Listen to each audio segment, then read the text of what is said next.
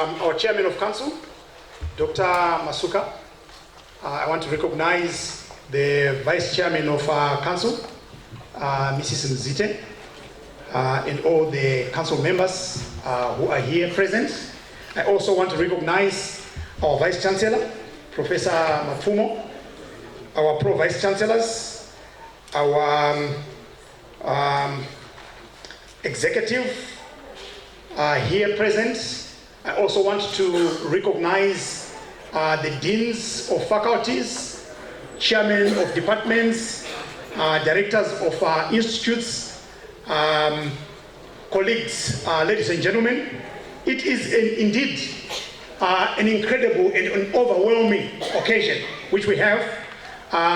The theme which we are moving with this week, University of Zimbabwe, championing demand-driven research and innovation for industrial and societal solutions, rallying towards Vision 2030 through Education 5.0.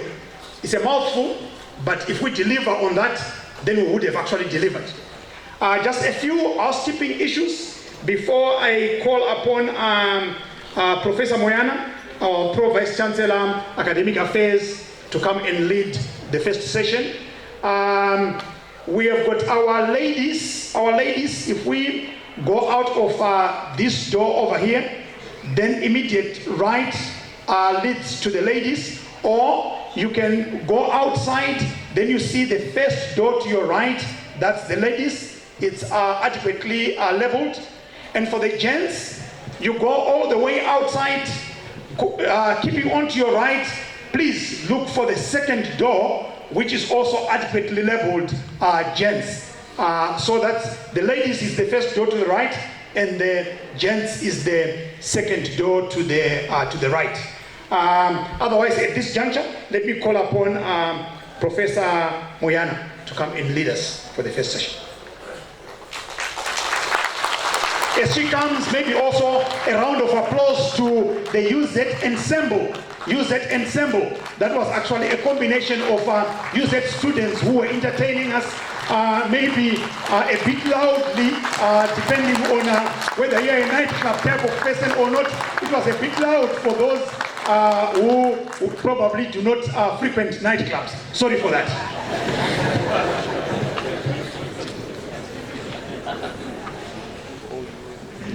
Good morning.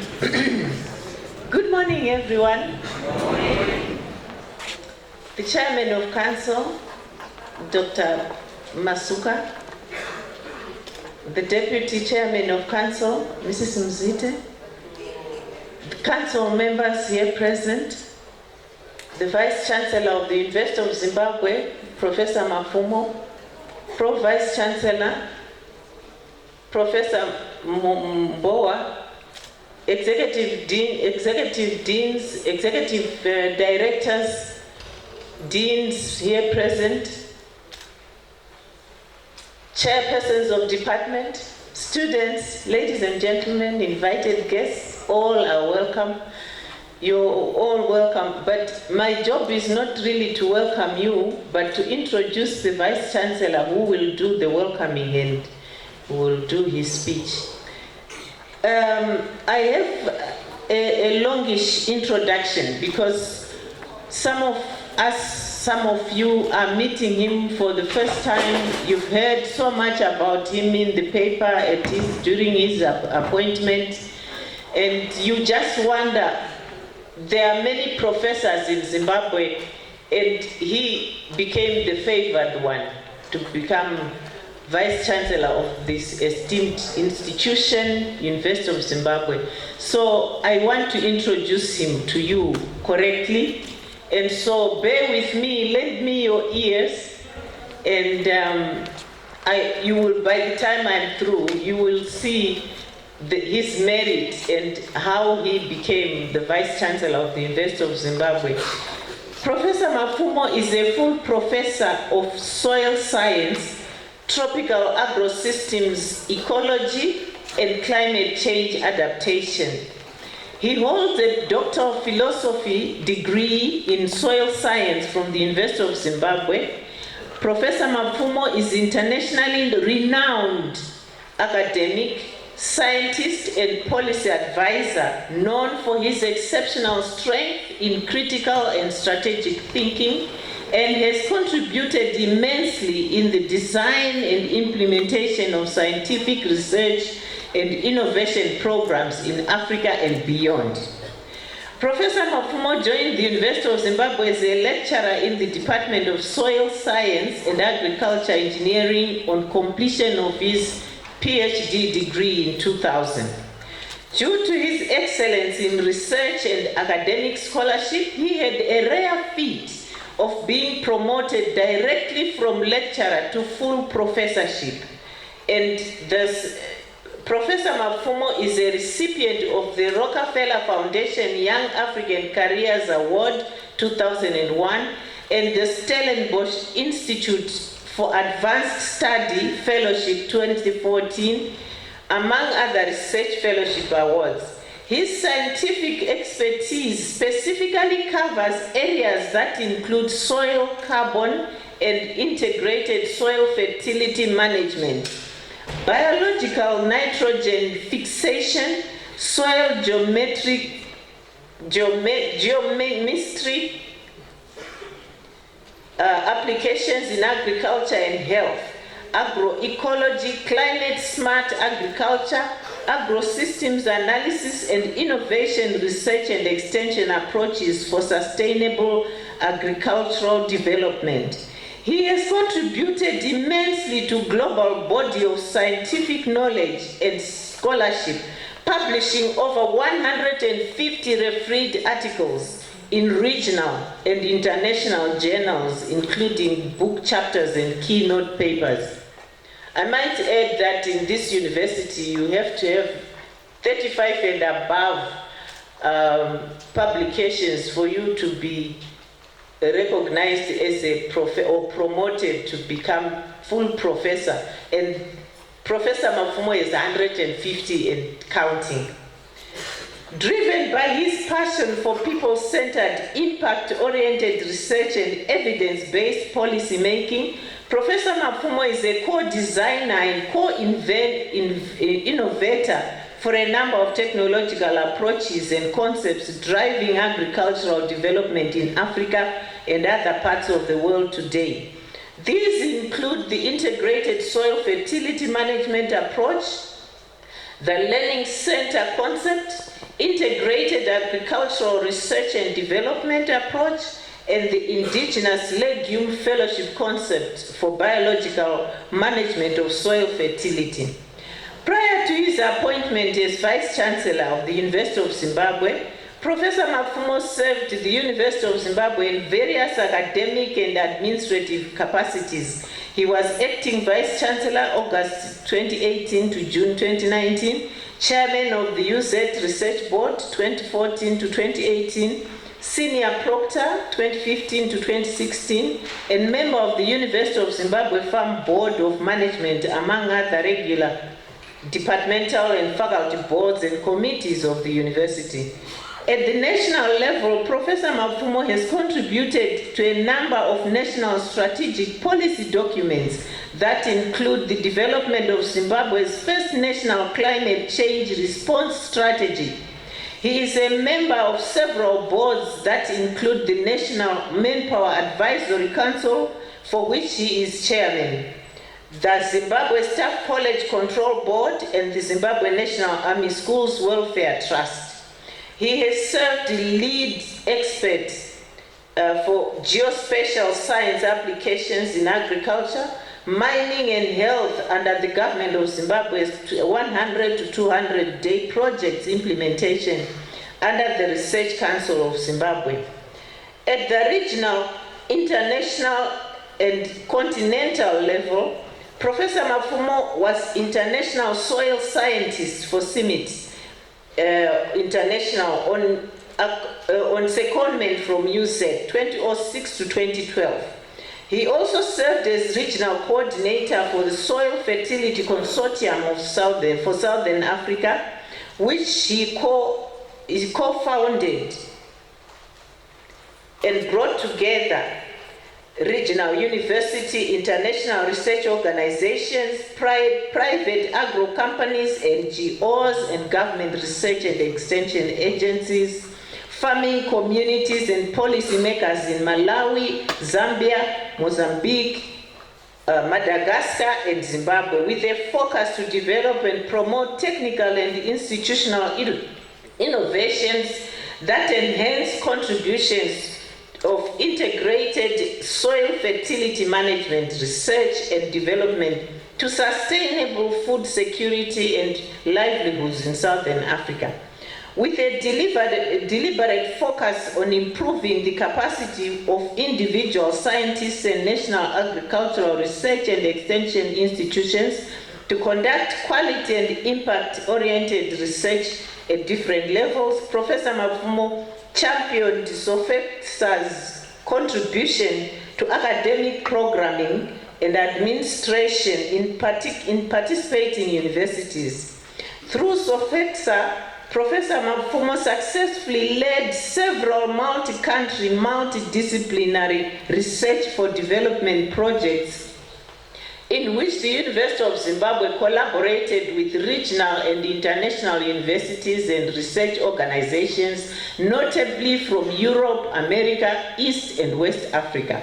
Professor Mafumo served and continues to serve as a member of several international technical, policy, and consultancy bodies. He is a member of the United Nations High-Level Panel of Experts, the Science Policy Body of the Committee on World Food Security, member of the Subsidiary Body for Scientific and Technological Advice of the United Nations Framework Convention on Climate Change, founding member of the African Group of Negotiators, expert support, championing Africa's position on agriculture and gender under the UNFCCC, member CAB, International African Soil Health Consortium, and the African Network and Tropical Soil Biology and Fertility, among others. Well, this brief biography will give you an idea of who exactly is Professor Mafumo. You will agree with me that it's an informative biography and explains his position today. So may I call upon Professor Mafumo, Vice Chancellor of the University of Zimbabwe.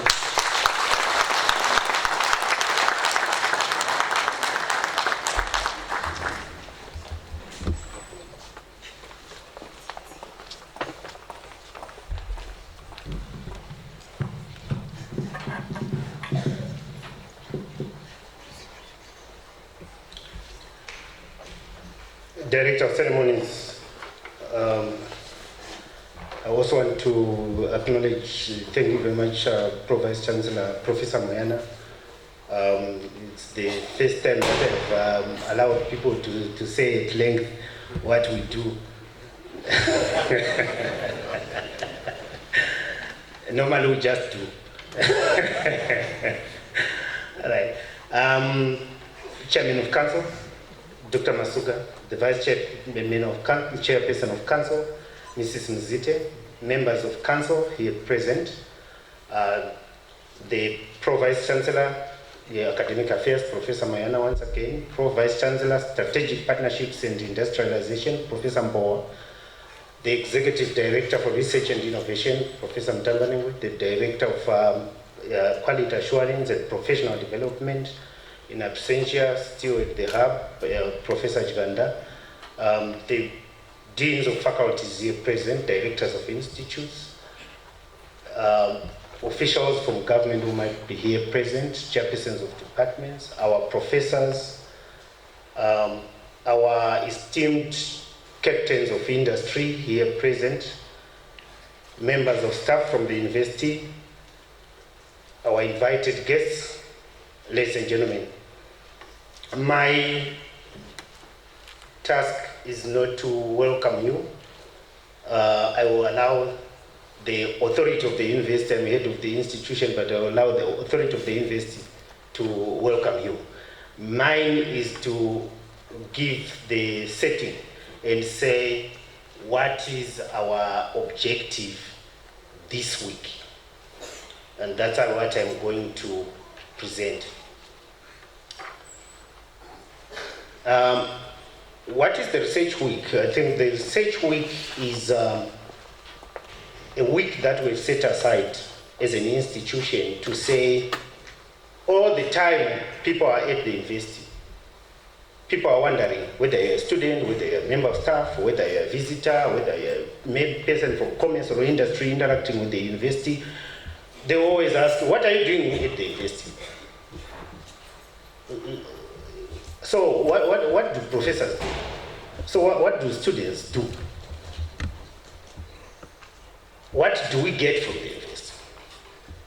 So I think if it was in agriculture where he specializes, everybody from farmer to the president, they will be happy when there is a good harvest.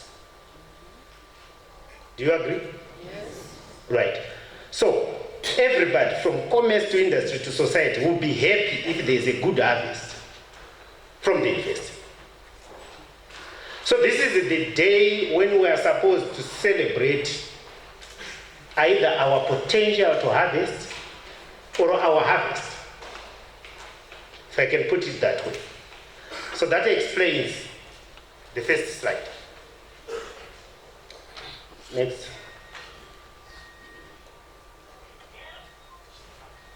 It is therefore part of the broader strategy for the university to say, how do we get known for our relevance? So we should see our institution leading and showing that they are helping the nation pursue its vision, because that's the role of the university. So the government, through the relevant ministry, our current Ministry of Higher Tertiary Education, Science and Technology, they provide the policy framework, they provide the environment, they even pay our salaries, because they believe we can do things at the university. And this is what then we use as a strategy to show that we are working. Next slide, please. So to urge that our partners far and wide come to university, share ideas with us, give us new insights as they look at our outputs and even potential outputs. Next. This will enable our staff to also learn. University is a place of learning. So even professors learn. In fact, they learn more because they are learning what they are not delivering. They are learning how far they are short. And I think it's a good lesson. So we have said in international circles, I have the fear of being called as an expert. I always have the comfort of being called a specialist, because those are the things I focus on. But being called an expert, you are really, it's a fearful word. So I hear people say they are experts in this, they are experts in this. I think they specialize.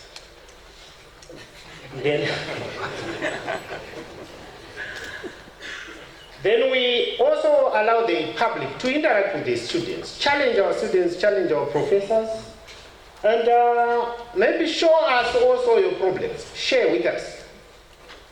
Let's see the opportunities for collaboration. Let's also remember that the objective is to incentivize, the objective is to motivate. The objective is not to shoot down. Zimbabwe is good at that. Sorry, Zimbabweans. But I think they're good at that.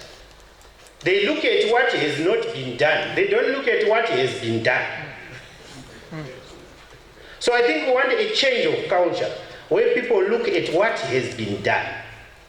Then we can go to the second phase where we say, what could we do better? Then we become a very appreciative nation. so other people motivate their students, motivate their professors by acknowledging what they have done. So I think this is the point. Those from industry and commerce come and engage us and tell us what it is that we have done. And we also will be able to reflect and also give you back on what you have done. Then together we can see what we haven't done that we can improve on. So that's my message to our collaboration, for our collaboration.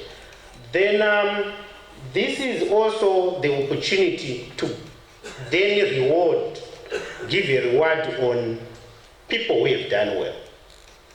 I think we are not very good at rewarding innovation, rewarding success, rewarding those who have taken their time to think and do things. So I think this is the opportunity, the way we say the university is trying in its small way to reward the brains. So we say our invited and esteemed partners from industry and commerce help us to reward those who have made a contribution. The theme, I don't want to read it for you, but this theme speaks to how we try to become relevant and how we do that in the context of the new framework by government of Education 5.0. So the sub-themes will speak to how the current portfolio of projects, the current portfolio of efforts can potentially contribute to that theme.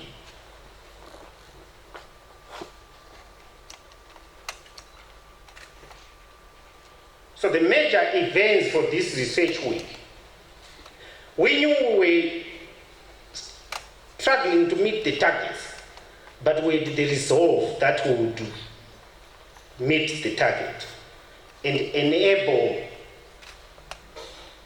His Excellency the President to honor us with his presence to open the University of Zimbabwe Innovation Hub, which will happen this afternoon, and I invite everybody by 1 o'clock to be seated at the Innovation Hub. Ushers will direct, so that we have this opening of the superstructure by His Excellency the President of the Republic of Zimbabwe, who is championing that we change course through Education 5.0. The second is that we are presenting our strategic plan, which we've started. I'm sure members of staff know that we have already launched this. We've started rolling out this thinking. I made presentations here, and we want to have that this week to show where we are going. Then we also have a Partners Day on Wednesday, where we want to say all our partners can come together. Tell us what we don't know about you. What is it that we do? Where are the opportunities for interacting with you? Because sometimes you stand there and the other one stands there and you say they are not doing ABC, and we say you are not doing ABC because there is no connection. Can we use this to connect? So let's use the research weekend, this Partners Day, dedicated to industry and commerce and society. Then we also have these other activities that the services which stem from what we do. One of the services was seen here with the students showing that they are not seated, by the way. Sometimes they do. It's just that you don't know they are from UZ when they are out there. But they do lots of things. And I think that has to be acknowledged. We also then have, as a university, because of this new path, we are saying we want to launch a Vice Chancellor's Challenge Research Fund, where we challenge each other, and I'm a researcher, as you have heard. I want to be able to challenge the institution and our partners for relevance. So we are asking that our partners, if you could then come on Friday, would want to have the Honorable Minister of Higher Tertiary Education, Science and Technology Development grace us and be the guest of honor to launch this fund. Then he will then give the awards those that we have, they will be judged by adjudicators from amongst yourselves to say they've done well, right from students to professors. So who should attend? I've already alluded to that. It's everybody, I think.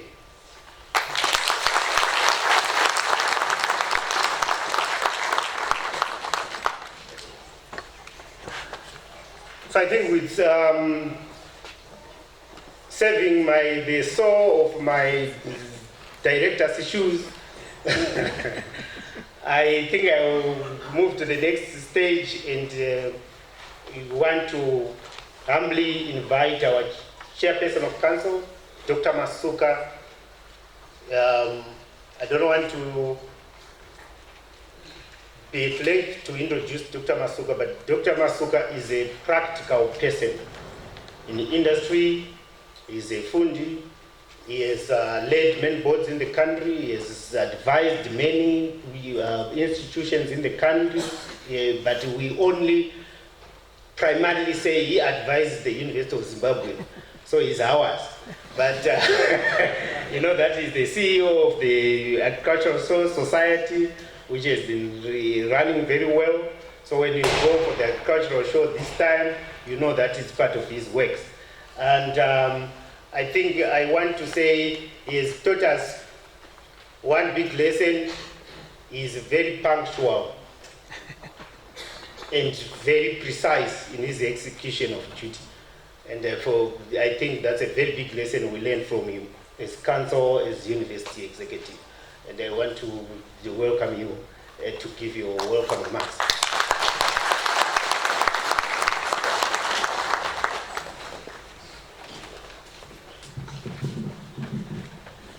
Thank you very much, Vice Chancellor, Professor Mafumo, for the very kind words.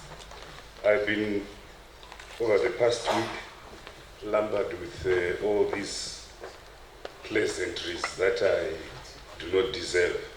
But thank you. One day we'll find the truth, the real truth. That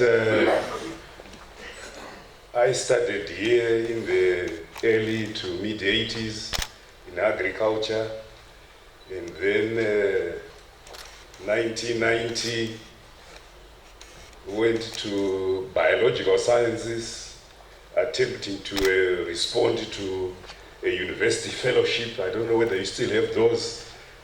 And my mind was fighting between two things, because the university fellowship had to be accessed by someone who was going to be a full-time lecturer. And at that stage, I was not minded to become one. So I then said, no, I will keep my job at the Forestry Commission as a plant pathologist. But someone persuaded me within the university and the Forestry Commission that there could be a way out, a middle of the road arrangement, where I would accept this fellowship, staff development fellowship, but not lecture full-time at the university. But it would be called full-time, part-time. I said, yes, we will find the definition of that when I come back. But for now, let's focus on what needs to be done. So, where is Professor Feresu? Please stand up.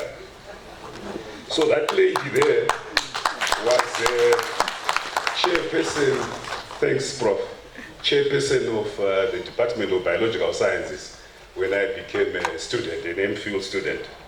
And I remember going to Oslo, and in eight months, I came back and I'd written to her that I wanted to present what I had learned so far.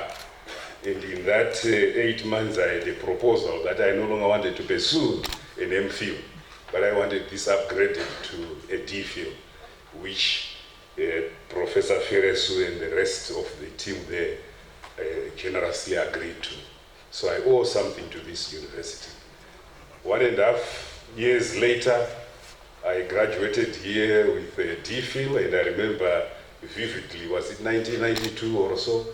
There were only 2 or so red gowns. Now there are so many, which means you are doing so much. So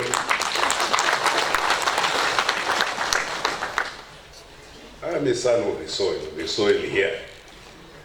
So when I'm here, I'm in good company, very good company.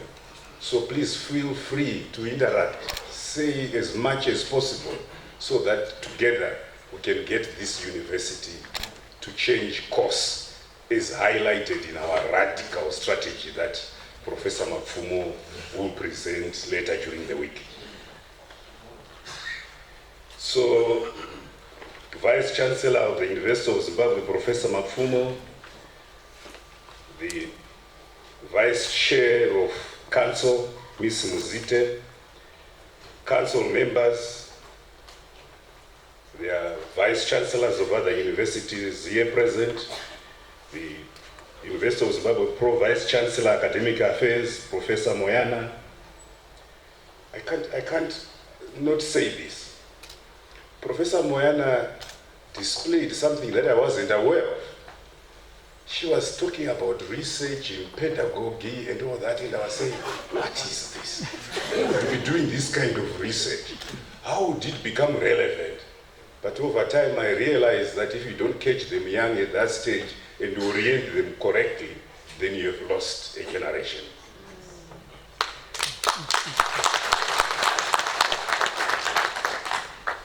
Pro Vice Chancellor, Strategic Partnerships and Industrialization, his CV when we interviewed him had 56 pages.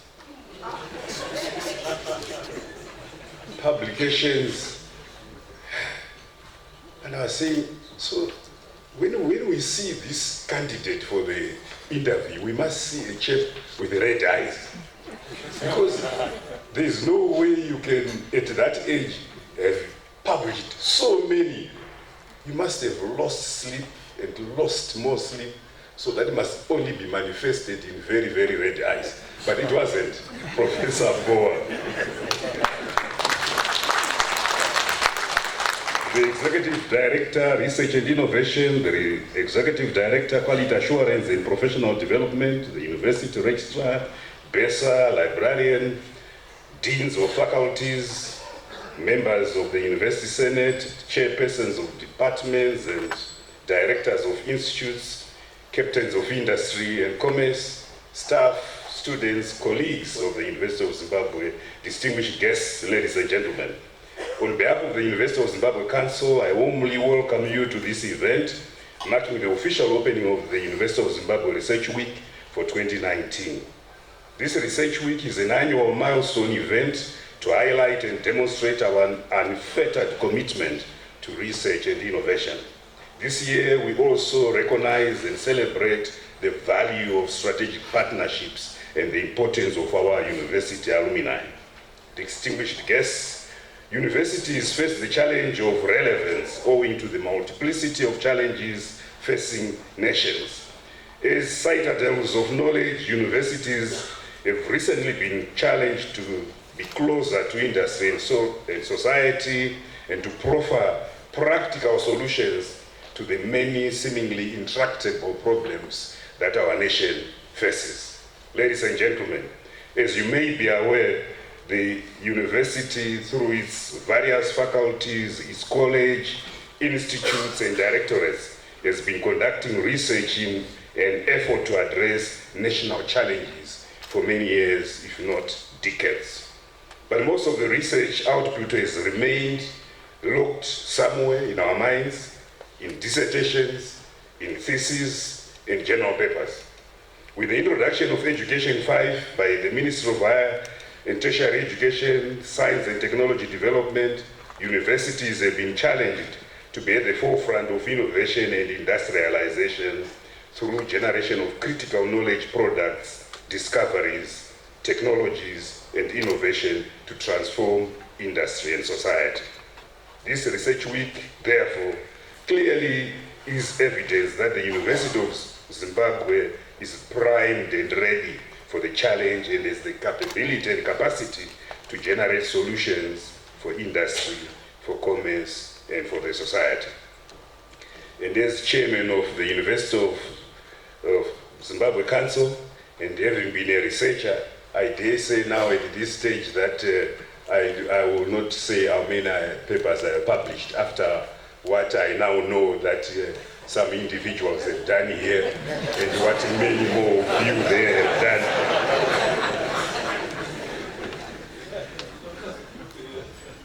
But being a researcher, I know that the country and any company's competitive advantage comes from research, insightful research. That research must be purpose-driven. So the research outputs to be presented this week are by young and senior researchers, by students, by professors, and rarely have we had such a platform to create and allow our students to exhibit their research and their innovations alongside their professors. Distinguished guests, ladies and gentlemen, the challenges we face today as a nation, I'm told, because I have no experience of this, are equivalent to birth pains. And they herald the dawn of a new era of potential prosperity of our nation, anchored on a robust Education 5.0 delivery continuum. Captains of Industry and Commerce, the university seeks continuously to be part of the pipeline of solutions to your problems as partners for development, especially during these challenging times. It is therefore my sincere hope that by the end of the research week, our students, researchers, professors will have created opportunities for active collaboration, and they will have forged linkages and mutually beneficial partnerships in research, innovation, and capacity building with your various organizations, so that from now henceforth, our relationship will be closer and well knit.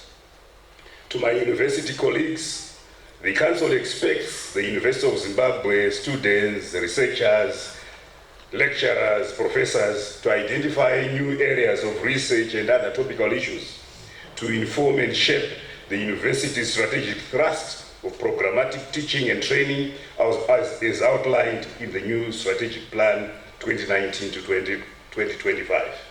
Distinguished guests, ladies and gentlemen, this university endeavors to find solutions for national development challenges towards the attainment of Vision 2030. I therefore urge you to interact freely, to network, and to forge useful partnerships with everyone as we commence indeed what I believe will be a memorable and transformational journey for the University of Zimbabwe, guided by our new motto, educating to change lives. With these few, not so few remarks, let me once again welcome you to the university, your university. Thank you very much.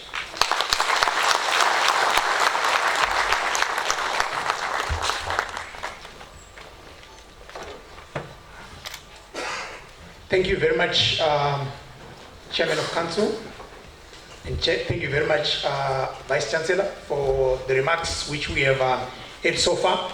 I think the challenge is there, particularly I think if there are people from industry and people who are our visitors here, I think the challenge has really been thrown. Give us the problems, and then we'll give you the solutions. And if we cannot give you the solutions, then we are not worth our salt. I think it's simple and straightforward. So problems, we need the problems because we have the solutions here. And trust me, when you have the opportunity of visiting us at the Students' Union, you are really going to be amazed. I hope you are going to be amazed to the extent of getting partnerships with us so that we can really go ahead and move our nation where it is supposed to go. Thank you very much for those remarks. At this juncture, I was wondering whether the ensemble is still here. The used ensemble to give us just one piece as we move on, because we are doing very, very well for time, extremely well for time actually. We don't have to adjust our clocks. And then I'll have Professor Mtambanengwe getting ready to facilitate the next session, where we're going to have Professor Stolenian to give us our first keynote.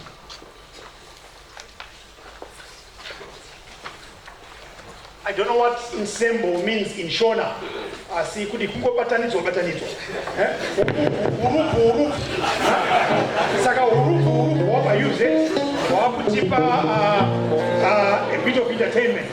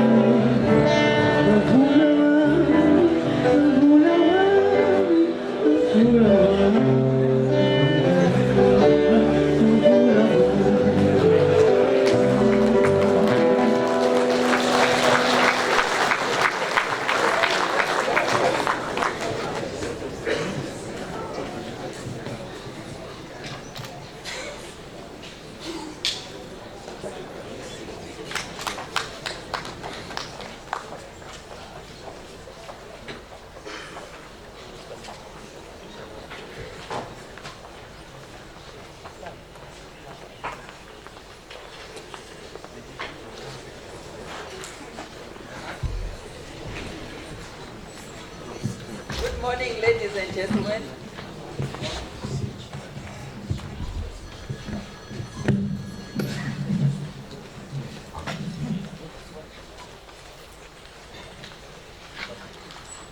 Thank you. Good morning, ladies and gentlemen. My task is very simple. I'll just chair the session. So I'll say all protocol observed. Welcome to the University of Zimbabwe. I will call upon Professor Stolenyang to present our first keynote paper entitled Reigniting the Genetically Modified Organisms Dialogue in Zimbabwe. Is there a narrative with the new dispensation? I think this topic is really well timed. There's so much world debate on GMOs, most of which there is no evidence. So let's hear what the professor has to tell us. Prof.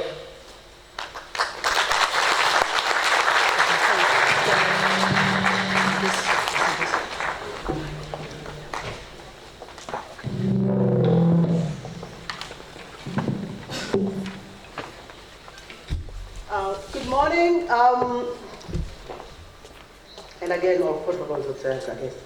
Right, the topic, reigniting, suggests that there was an ignition prior to today, that's one. And then the discussion around GMOs is really topical, as you've said, but maybe has lulled in Zimbabwe, and so we're hoping to reignite that. And I was very careful to say dialogue and not debate. I'm being very, very careful here this morning so that I don't get to be too controversial. It is a controversial topic, that's one. And then we are asking if there would be a new narrative with the new dispensation, because in the past we've experienced rhetoric. So the topic is carefully chosen.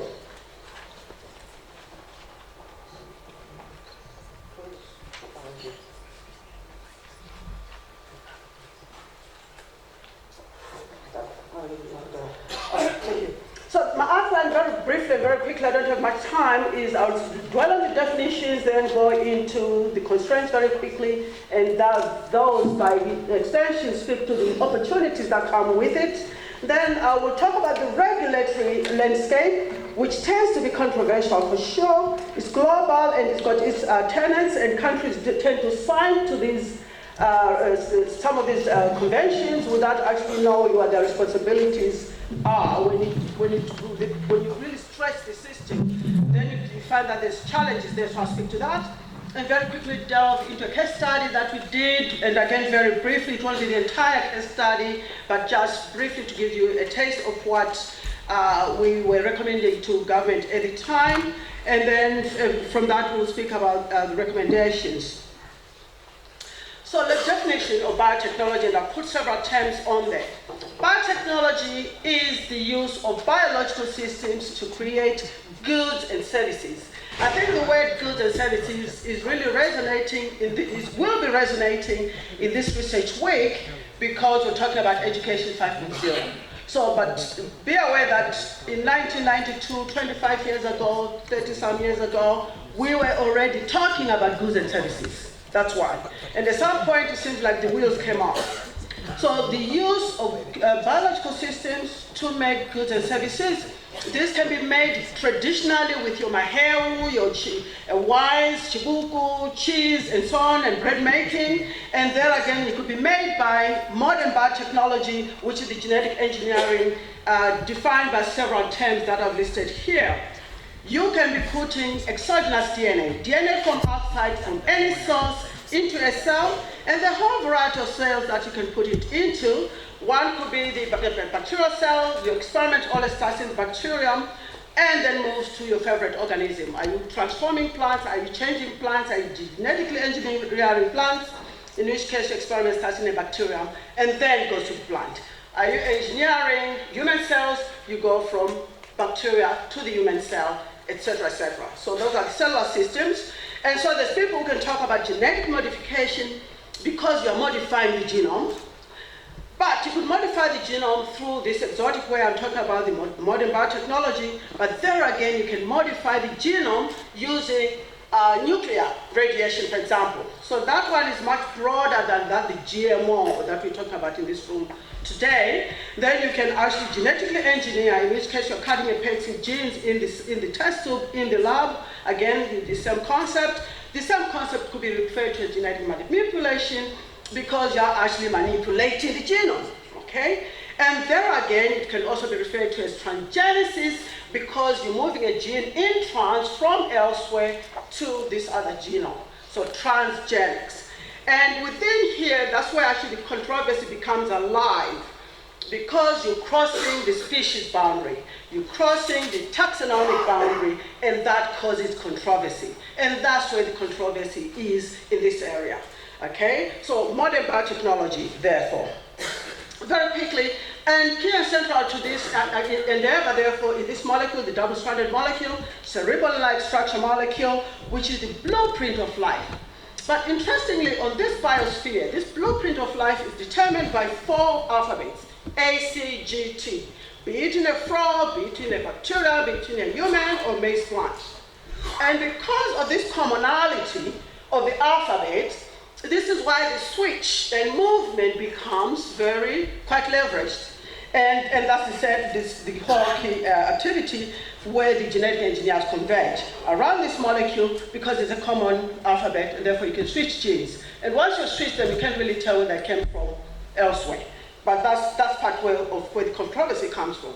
So experiment is going to start by you identifying your gene, and it can come from a myriad of sources, and you are going to target it to the plant, or in this case, let's talk plants, to the plant of choice. Are you impacting insect resistance? Are you impacting herbicide resistance? Are you improving the nutritional content of the plant? Is all that is now going to happen if you actually identified your gene and are attempting to move it across boundaries. So if genetic engineering is controversial, if biotechnology, modern biotechnology, is controversial, why do we bother at all?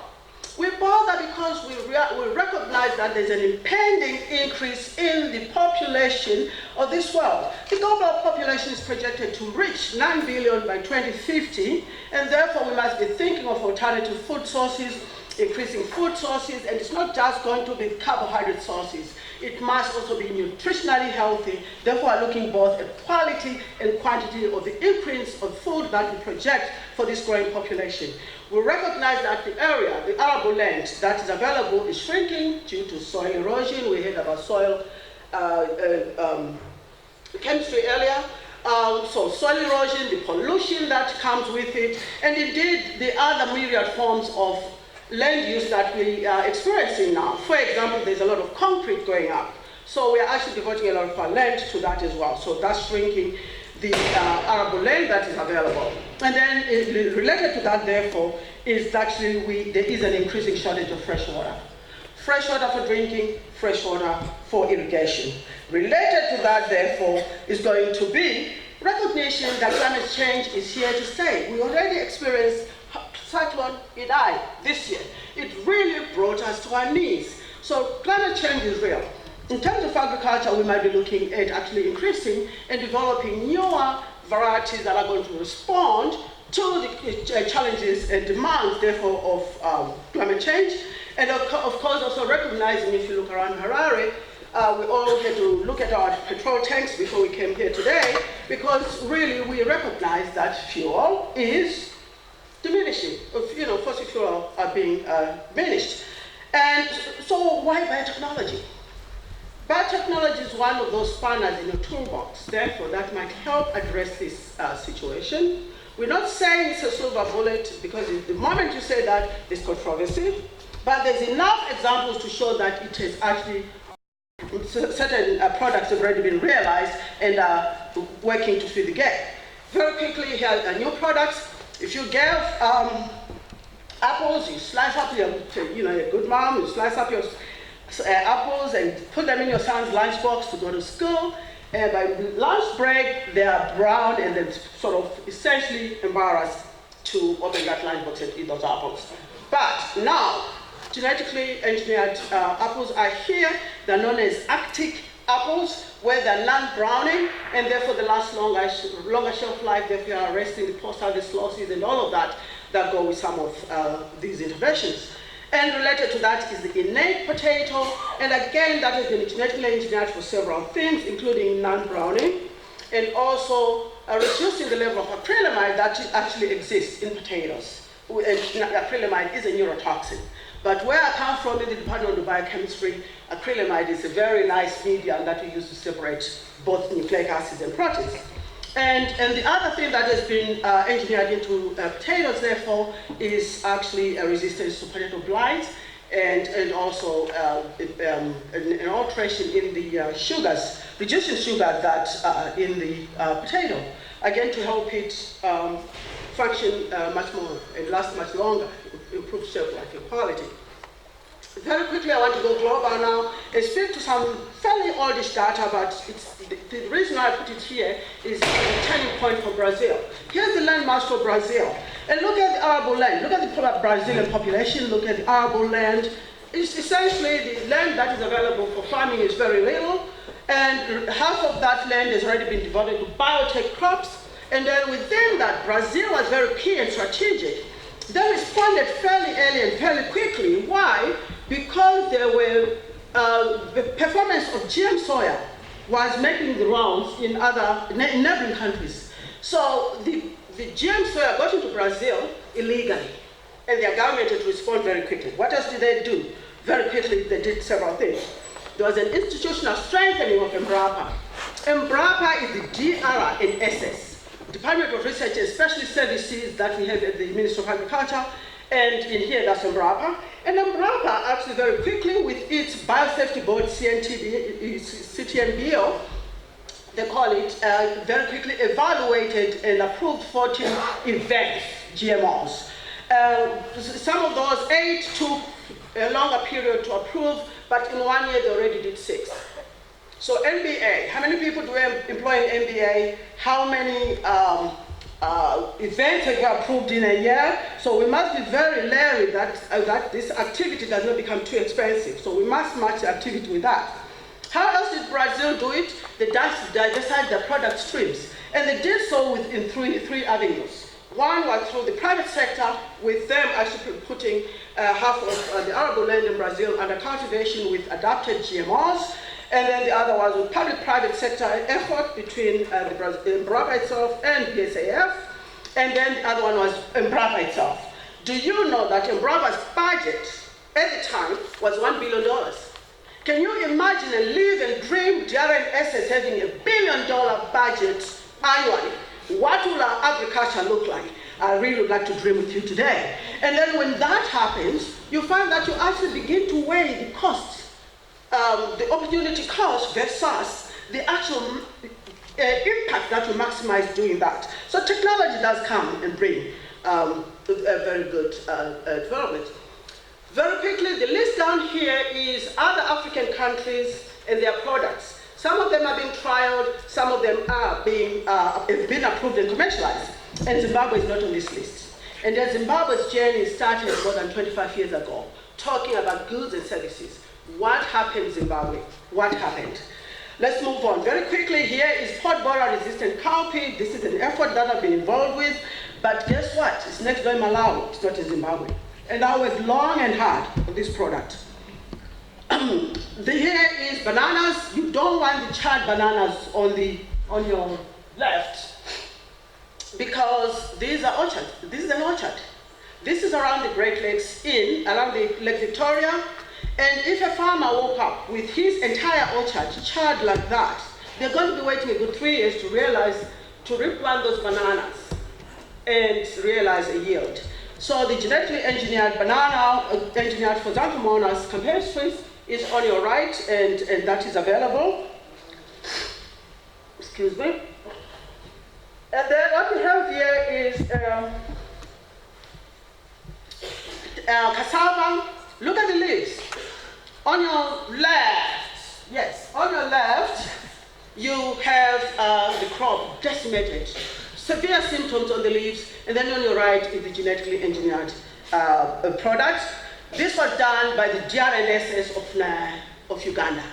These are scientists in Uganda making these products for Uganda because it's a crop that is very key and central to what they do. And again, on a close-up, and you can actually have those leaves as a relish. They do eat cassava leaves. And clearly, seriously, on your left, would you want to have those tubers for dinner? Which ones would you like to have? The genetically engineered one with no disease, no symptoms, or the ones on your left, I guess, would be the one there. So, you know, this is something to think about seriously. What choices are we giving our consumers? What choices are we giving our farmers? Do we making really tough choices for those two groups? That's one. Very quickly now, let's move into the regulation. Globally, biotechnology, GMOs are regulated under the Cartagena Protocol on Biosafety. The Cartagena Protocol on Biosafety has several parties, including Zimbabwe is a party to the protocol. We both signed and ratified the protocol. But there is a lot of unease when GM products come to our border. Suddenly we want to say a lot of things. When we did sign the protocol, this protocol speaks to the transboundary movement of GMOs across boundaries. It means that your neighbors, if they're moving a GM shipment, you must let them pass because you party to the protocol. And we are party to the protocol. And then throughout Africa, there were other models that operated at the regional level. The only one I want to refer to here is the COMBIP. Again, the COMBIP, we signed again, we party to this, and it's under COMESA, the commercial market, for instance, Southern Africa, and we're a member of COMESA. We signed COMBIP. And what did COMBIP speak to? It spoke to us having a panel of experts. So there's no excuse to say Zimbabwe does not have enough experts to review a proposal, because we can review at a regional level by accessing these partnerships. And then there's also the legal framework for it through the COMBIP as well. Okay. Now, let's very quickly go through the Zimbabwean timeline. But first, I should show you this value chain here. That your experiment starts in the lab. When it looks good, it goes to the greenhouse. When that looks good, you put in an application with the Biosafety Board. And then they give you permission to go and test your trial on a 1 hectare plot. And when that looks good, you begin to really develop a full safety dossier that then accompanies the general release. Okay? So that's the value chain. Very quickly within Zimbabwe, this slide starts from 2005, but actually activities started back in 1993. Real solid. We used to pack rooms this much in biotechnology, discussions and debates and workshops. This was a thriving environment. And CIDIC went up with the Biotechnology Research Institute. So even the government responded in setting up these necessary structures. At biochemistry within the Faculty of Science and the Faculty of Agriculture, we set up the MSc Biotechnology.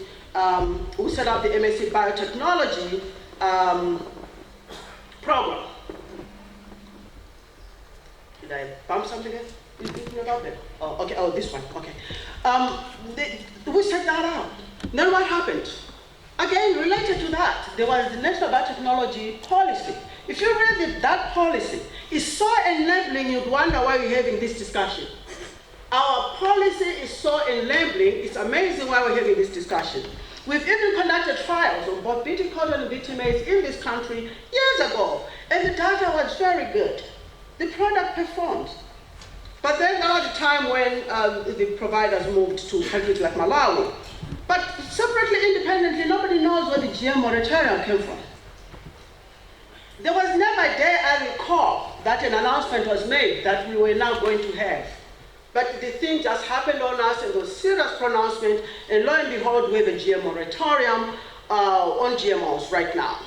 Which means, therefore, you're not allowed to do GM research at all, but the regulation actually supports the National Biotechnology Act of 2006, chapter 1431, speaks now to streamlining the statutory instrument that was put in place in statutory 20 of 2000, which came with the amendment of the Research Act of the Research Council, chapter 1022, to set up the Biosafety Board. And then related to that, the Biosafety Board then was constituted and brought in the statutory instrument 20 of 2000. When we signed on to Cartagena, that's when we then streamlined that act the Biosafety Board, the amendment to the National Biotechnology Authority Act of 2006. So we have an act. We even have a board. Everything is in place, but with a moratorium. Okay, and then also related to that would be the registration. Related to the theme this week that we must really highlight here is that you cannot perform GM research without doing so in a facility. And you also must pay a hefty fee. I don't know what the fee is right now, but previously, last time we talked about this, the fee was $2,000 per laboratory, US dollars per lab, which clearly is kind of productive to us doing research, to us innovating, to us actually being competitive in this area. So that's a problem that we need to be aware of. Okay, so very quickly now, the case study that we did, I did that with two other colleagues. I don't know if Dr. Mandu is here. He's freshly minted PhD, so I'm very excited for him. We looked at the GMOs in Zimbabwe and looking at that to see what policies were in place, what alternative strategies could be explored in the crop and livestock sector so that we could actually get competitive on a global market, get competitive globally. If you look at cotton, for example, the farmers had now stopped farming at the level that they needed to farm. They needed subsidies, and in there also was the fact that the leach price is actually set at a global level. Clearly, Zimbabwe is going to get back and revitalize the cotton sector. It will need to then begin to think about increasing productivity in cotton, and one alternative clearly would have to be a technological one. It was also illustrated in this slide very quickly again. This is some of the figures from his thesis, Dr. Mandu. If you look at the Zimbabwean context, we spray more than 8 times. We're the ones without the forex. South Africa sprayed twice. They have the forex, they can actually buy more money, chemicals. So there's that issue. I'm sorry I'm being very crude here now. The yield is already showing differences. For example, this seed price, we still pay the same seed price, but we spray more. Which therefore meaning that our bottom line is going to be $100, and the South African one is 2.5 times. So already, you see those differences, okay? That's one. Very quickly again, the concerns I've listed on this slide, I've now blown them up in subsequent slides, so I'll just move forward. We were concerned. What were the concerns? What are our concerns? Sometimes there's a talk that we'll lose export markets. How do we lose export markets if we're using BT cotton? If you look, actually, 90%, the well-traded cotton on the market is GM cotton. You probably are wearing a GM cotton shirt this morning. And why? Because we've got leaders, countries that lead, India, China, the United States, Australia, Brazil, and South Africa that lead. And in those countries, they've adopted up to 90 to 100% product is GM cotton. And then globally, really, seriously, the amount of cotton that is traded, 70% of that is GM. And we still don't want GM cotton.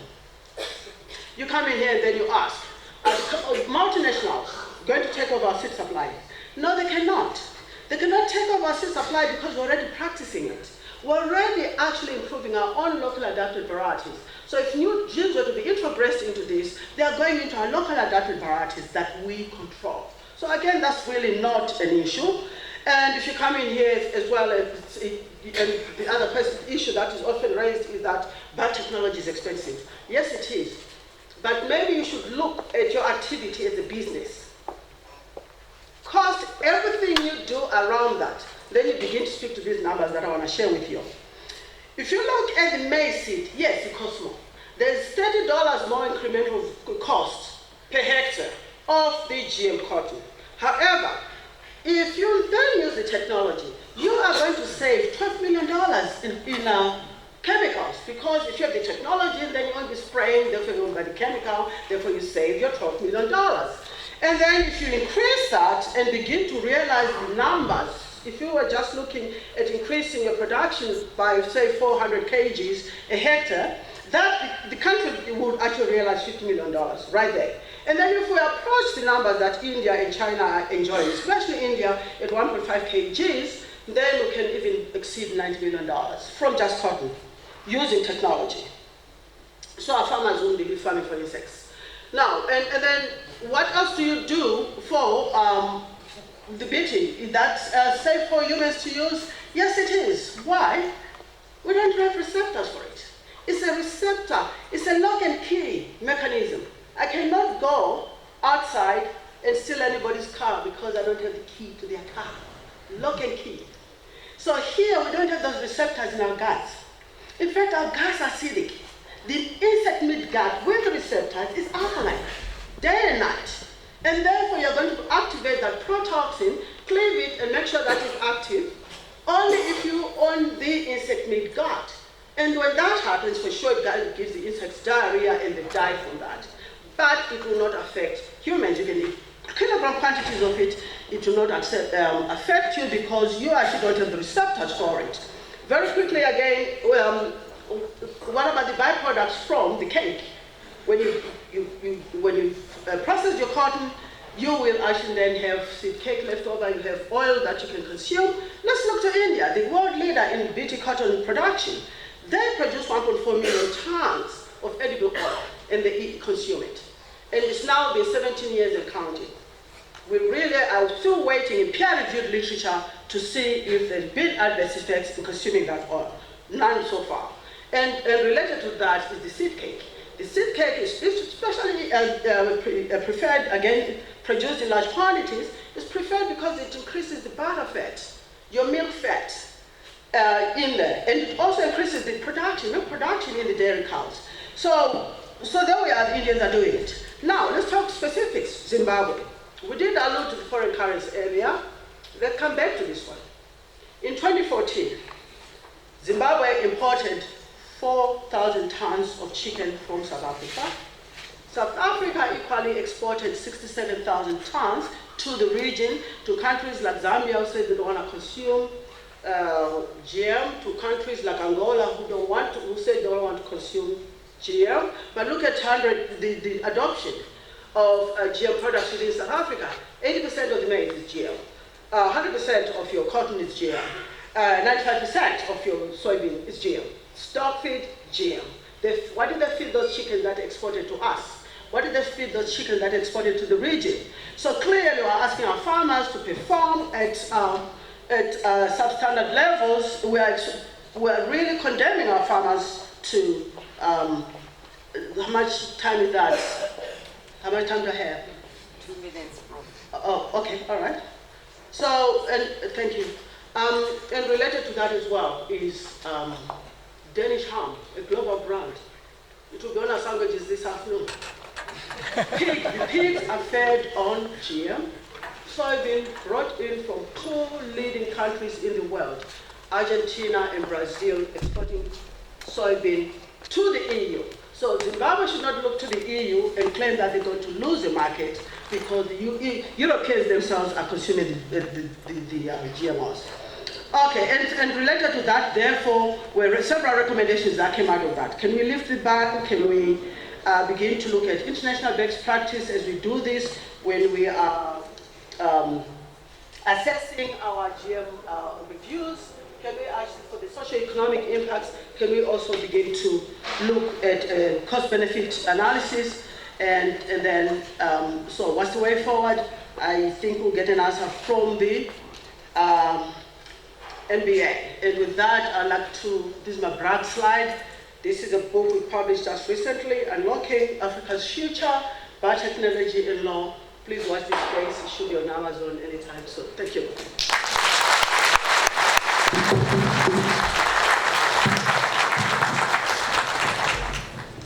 Thank you so much, Prof.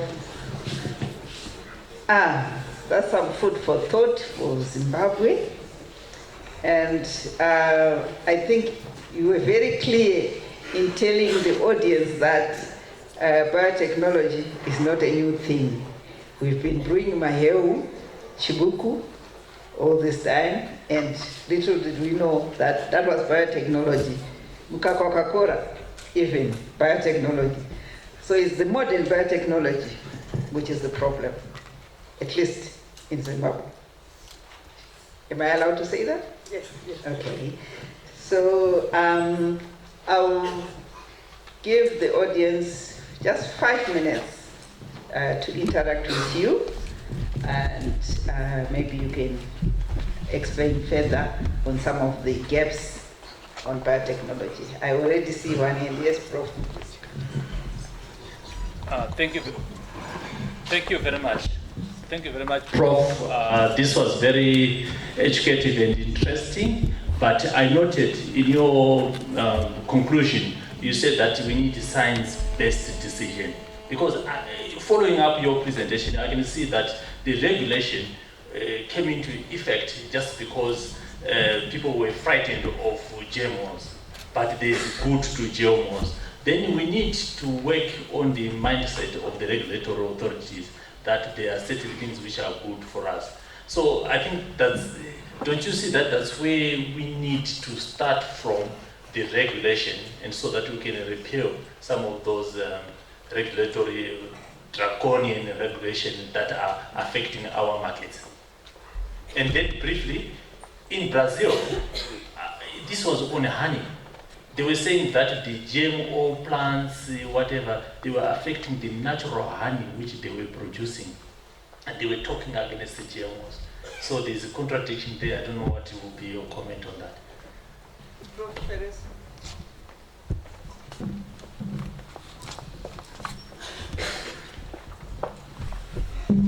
Thank you very much.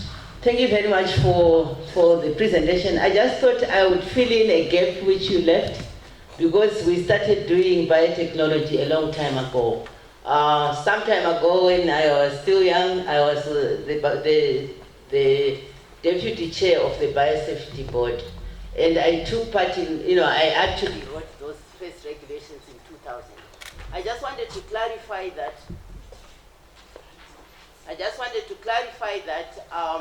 the reason why we stopped the GMOs is when we started going down. When we actually had trials in Zimbabwe, where we were actually working with some international companies, and there were regulations for them to do trials. But what really stopped us was not the science, it was really the climate. When we crashed economically, that's when all these companies were doing. So I really don't know where we lost it, because we were really going like Kenya, because Kenya was one of the countries which was moving with biotechnology.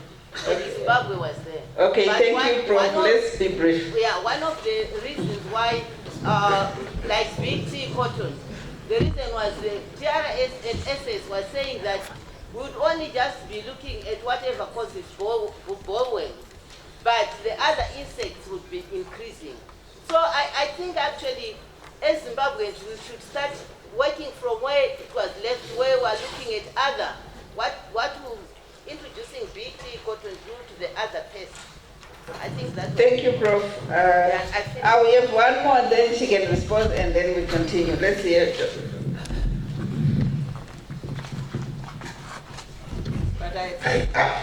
Yeah, these are actually native or conventional plant breeders. I'm quite neutral about the topic. However, it's really out of individual interest that my question is, how stable are these GMO traits? While they are beneficial, like they appear to be, but how stable are they? Because the farmers will adopt them, then in a short while, they break down or something happens around them. Thank you. Let's give Prof chance to respond to those three. Thank you. We have three more. Okay. All right, thank you. Thank you. I'll start with Dr. Abajidi. The BT cowpea that I showed you, first gene has gone in and it's been pyramided. The one problem we have is we seem to think that all problems in agriculture came with GMOs. That is not true. Resistance build up, plants resist pesticides that have already been applied without the GMOs. The pests will resist. And then the next thing, then the next wave, then the next wave. So it's not because it's not unique to GMOs in a way. That's one. So all standard agricultural practices will still have to obtain. How often do you release a very seed variety? How long do plant breeders' rights last? They last a long time, but the breeder is always busy. Why? Because his product succumbs to diseases and pests. Because the pest is evolving, co-evolving with the crop. So it's not unique to GMOs. And yes, the traits are stable. But it's nice to begin to already put in a plan B to ensure that you pyramid your genes and you build robustness in your product. So where it's been adopted, those things are doing very well. The global gain on GMOs from 1996 to 2016, when they last counted, was 186.1 billion. So that's one. Professor, I actually did say that there was an amendment to the Research Act of 1986, Research Council Act, so that the Biosafety Board could be enacted. And then when that was enacted, then the statutory instrument came in. The statutory instrument came in and you did the guidelines that were combined with the regulation. There was that process then that happened to separate the guidelines from the regulation. And then we all delivered on statutory 20 of 2000. So you were the consultant who went everywhere and yes, I do need to acknowledge that.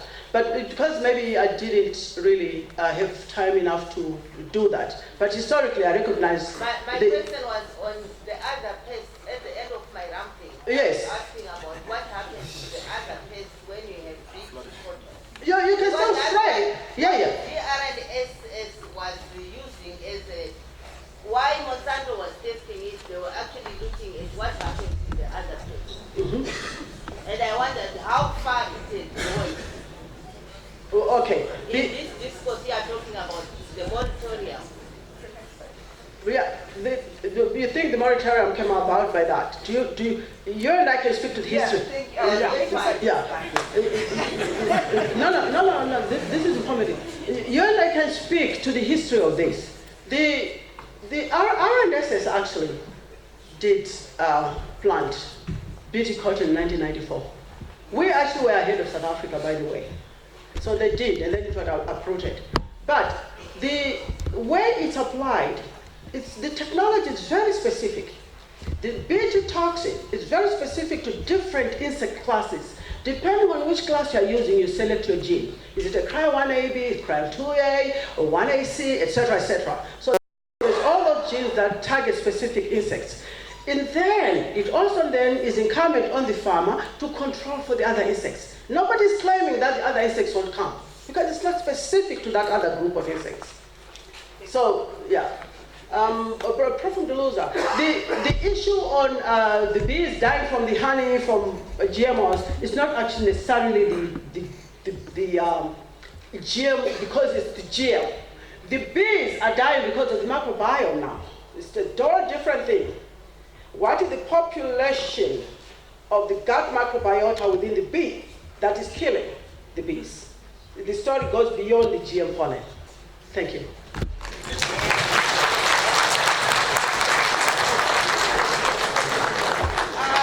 We have just 3 more, but I also want from the back, please, everyone. Yes, there is a student there, and then we please start with the lady. Professor might jump in.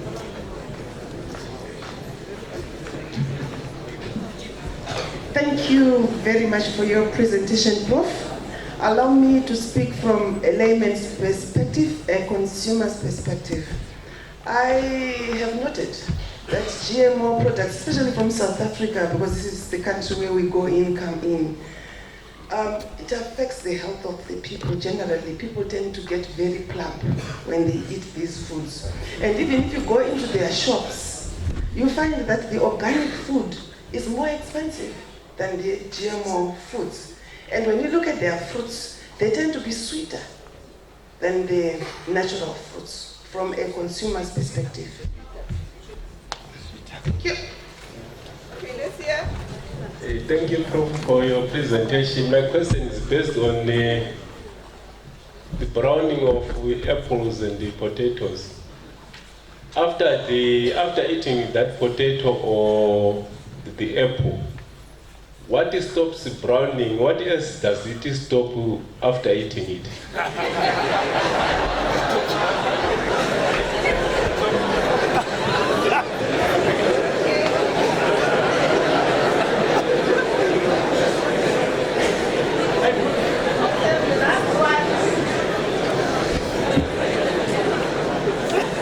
All right, Thank you very much, Prof. I think it was a very interesting presentation. I'm Prof. Mangena from Faculty of Arts.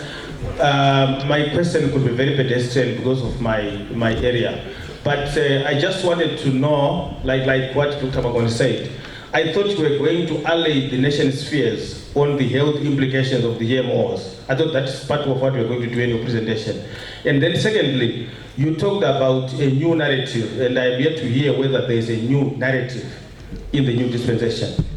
I thought you addressed the first part of the question, but the second part is still hanging. Do we have a new narrative? Thank you.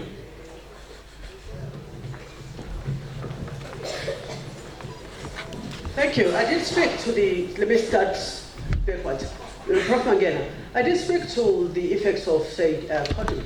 We also consume cotton in this country. We feed our animals with seed cake in this country. So I did allay the fears that elsewhere where they actually eat with GM proper, which is India, for 17 years and counting, those effects have not. I did speak to that. Okay? On the issue of the new narrative, the question was to entice the NBA. By the way, we are talking to the chairman of the National Biotechnology Authority. So this, in a way, this was my dialogue with Prof. Tamba anyway. So these things will percolate back there. Is where the answer will come. Yes. This was deliberate. I wanted her to take it back there to say people are wanting to know, is this still rhetoric or are she going to do something about it? So that's why not that you're going to get an answer here today. No. Okay? That's one. There was an issue about the browning of potatoes and apples. What else stops? Certainly not just fertility. That is a question, and I'm not being offensive, I'm being very practical. That is a serious concern you encounter every time you ask people to eat GMOs. We've been in enough discussions, even in other nations. Even one time on a conference called Malawians and the Zimbabweans beaming to the US at some point, the Malawians were very concerned about their fertility if they ate maize. So, no, nothing else stops. This actually is, the way those products are made is by gene silencing. So the gene is silenced, the protein is never made, so nothing, it doesn't affect you at all. You didn't make nothing. But you actually took advantage of a nice biochemical process and actually encapsulated it in a product, increased its shelf life, and increased nutrition as a result. Okay, there was I'm not. I'd like you maybe you could come again. You talked about organic food, then you talked about apples being sweeter, their fruits being sweeter.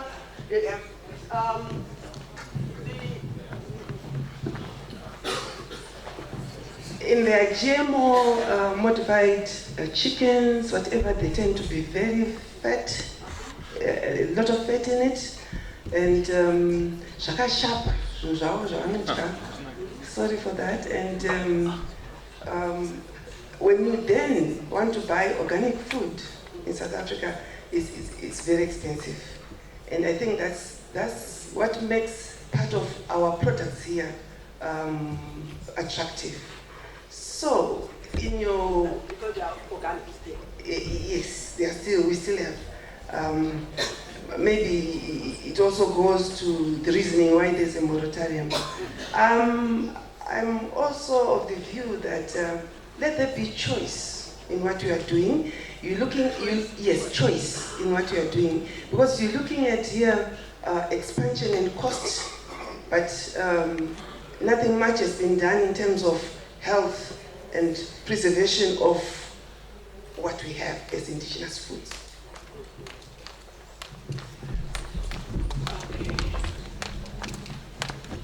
All right, choice, label. Zimbabwe is a regulation on labeling. I know I chaired the session at SARS, and that regulatory instrument is coming. So we will label GMOs. You go into the supermarket, you can tell that that's GMO, I don't want to eat it, and you do that. So nobody's stopping you from choice. I'm a little concerned that your observations, you are then sort of coming to conclusion by extension. There hasn't been research that says, that's one, but let me talk about the GM chicken. There's no GM chicken. If I made GM chicken, that drumstick would be too expensive for you to eat. If I made a genetically modified animal of any sort, the pork chop, you name it, it's $1 million to me because I'm making a biotech product in it that has intrinsic value that could just blow the roof off this room. What do I mean? We already have products. Insulin is recombinant. It's a GM product. We are using it, we don't complain. We're using vaccines, GM products. Vaccines are GM. And I will want my child to have a GM vaccine, a recombinant vaccine, over an attenuated vaccine. Because whoever hit killed, maybe Zesa went off, and then they came back to the process, they didn't quite kill it. So the better and safer vaccine is going to be the recombinant one, and not the hit and attenuated vaccine. So, I mean, let's really zero in on that. Organic foods, what do we mean exactly? What do we mean exactly? When you go globally, the United States, ever so often, they have this E. coli poisoning in their hamburgers. Those hamburgers is because the dung came into contact with the meat.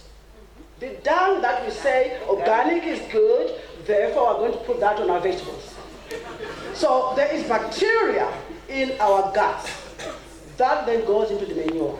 That might then find itself on that nice red tomato that you're going to put in the salad and have a healthy lunch.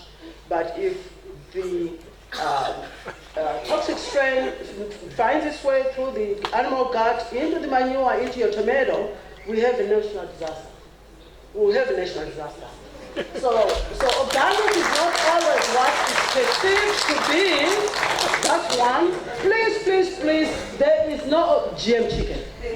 There is no GM chicken. Maybe the carcass was fed on GM stock feed, but there's no GM chicken.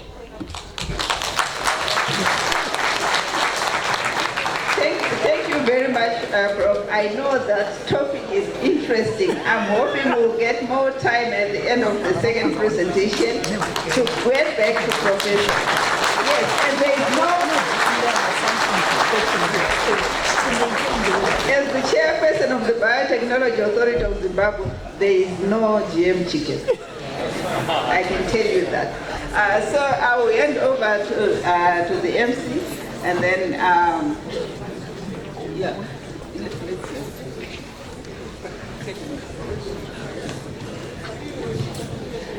Right, can we have a round of applause? You know, when you are, thank you very much, Prof. That was sensational. But there's only one question you didn't answer. Why is their chicken tasteless? The chickens are tasteless because, well, they may be tasteless because they are brine. It's flushed, you know, so you soak it in a saline solution, then you flush things. And that tends to sort of raise the weight of the chicken. And then when you throw it, the chicken goes to a little small. That's what it is, briny. Briny salt, sodium chloride. That's all.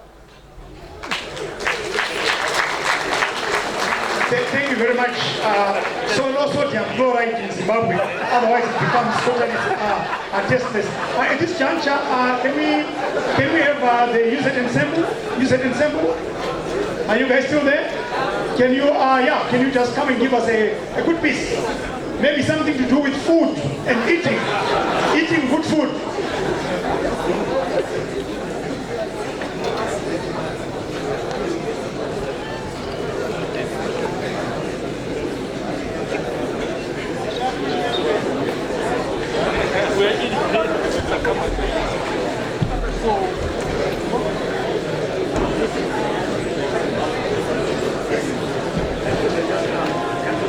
So we can stretch in the meantime. Those who want to dance, You can dance. Those who want to, just a 10-minute break, 10-minute musical interlude. Please, let's not disappear because there's another dynamic topic which is also coming in. Right.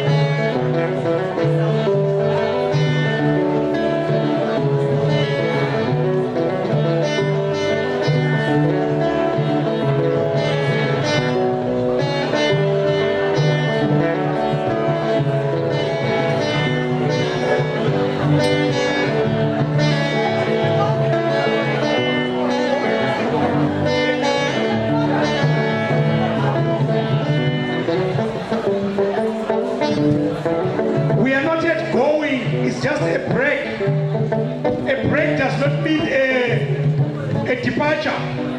We're not going. We have a presentation to be given. Please, let's come back. That's okay. That's okay. We need to actually go ahead and give a chance to our scientists to go ahead and give us what they've actually prepared.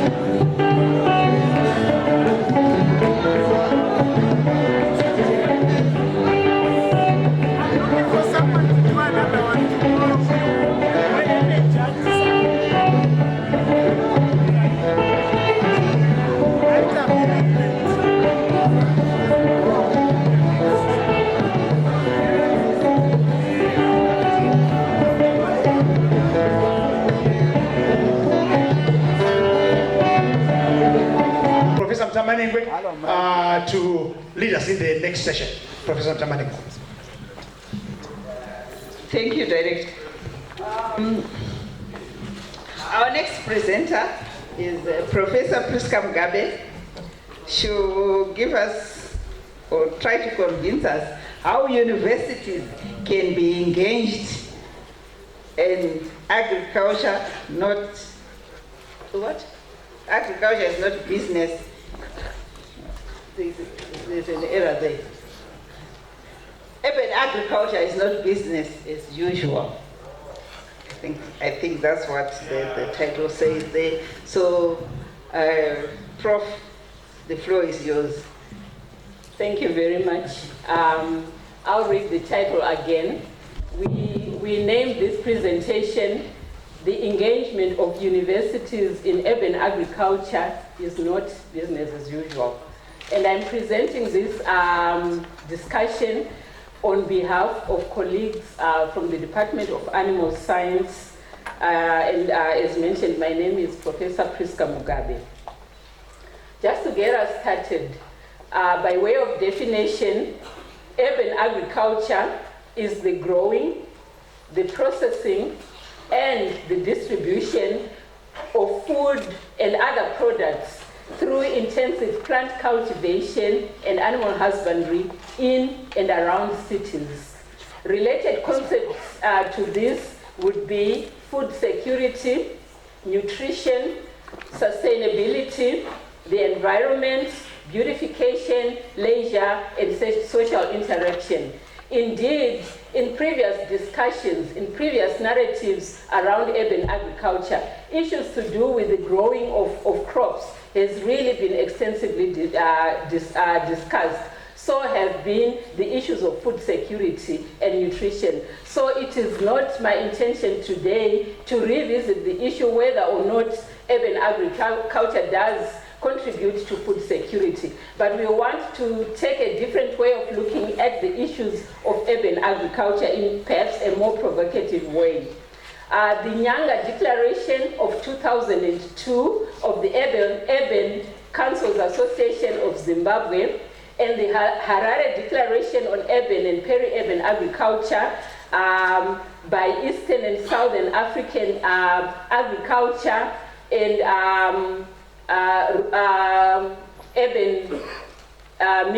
urban ministry officials pledged to support and facilitate urban agriculture and also integrate urban agriculture and peri-urban agriculture into urban economies.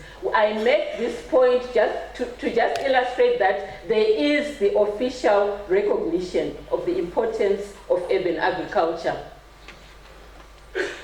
So this presentation will unpack some of the complexities around the issue of urban agriculture, and also we will try to point out to issues of research and innovation as related to urban agriculture. And in order to do so, we are adopting this framework that talks about the dimensions of urban agriculture in such a way that perhaps we do not lose out some pertinent issues or some pertinent parameters within the topic of urban agriculture. We talk about location, whether this is occurring in the cities or around cities in peri-urban area. And at this point, I would like to make the clarification that my presentation will only be focusing on urban agriculture as it occurs within the cities, just for the purpose of managing time, the available time for this discussion. In terms of area, as we will see, we are talking about whether this practice is happening on plots or off plots. And in terms of economic activities, we interrogate the issues of production, processing, and marketing, to mention but a few activities. In terms of scale, we are looking at contribution at the household level and even beyond. In terms of products, we are also going to illustrate the diversity of products associated with urban agriculture and also their destiny, whether in fact they are just for home consumption or for sale. And also we will visit the issue to do with the diversity of urban agricultural practitioners. In terms of area where urban agriculture is occurring, I find it useful to make reference to this publication, a media publication that was in the Herald of the 30th of April 2019, because I think it does serve a purpose in making some illustrations that I'm looking at. This was an article that was written where they were interviewing a councillor of the Harare City Council who is in charge of environmental issues. And she was quoted to say, Harare City Council is going to slash crops on undesignated sites from next season. So from 2020, they are promising that they're going to be on the case of this undesignated crop production. Their reasoning behind this is the increase in robberies and other crimes around maize, which is grown along the verges of the road and on open spaces. They also mentioned that bylaws do not allow urban farming on side roads, wetlands, along streams, and so on. And they mentioned the issue of siltation, with particular example being made of the siltation in Lake Chivero. They also mentioned that district offices have been instructed to allocate proper plots with correct sizes for whoever is desiring to go into urban agriculture. And they also made mention of something that we've been seeing around, the fact that seed companies are advertising their brands, and apparently this is through illegally planted crops. I wasn't aware of that. And some urban farmers, the lady went on to say, do sell their produce to the Grain Marketing Board. And so, in terms of family food sustenance, we support it, but only in designated sites. So the last statement that I thought was pertinent that she was making was that urban farming does not mean farming outside your yards. So this brings us to the issue of on-plot and off-plot agricultural activities. Off-plot is that which occurs on land which is generally perceived as public land. What people would look at as open space is usually land that is owned by the councils. And on-plot, the majority of these cases are on residential stands, and the plot owners can be identified in the deeds registry. So that's the differentiation we are making. I'm giving here an example of off-plot maize production here on the foreground. This is actually in a very affluent area in Harare, a very low density residential area. And as opens all the time, people identify some open space and they grow their maize. We have also another example here of on-plot urban agricultural activity. This is an example of a young man who decided to embark on lettuce production for his own way of making a living. As you can see, quite an organized production system that he has using flood irrigation and presumably also a lot of chemicals. But I also want you to note the proximity with the neighbors in the communities where all this activity is happening. In terms of scale, we have a diversity of scale within which urban agriculture occurs. You can have examples, many examples around the cities of these very sophisticated greenhouses that have been set up. People are growing all sorts of crops, the horticultural crops. And here I have an example of a greenhouse farmer in a low density area here in Harare. And I want you to notice here evidence of using very high-tech production technologies. They are using drip irrigation.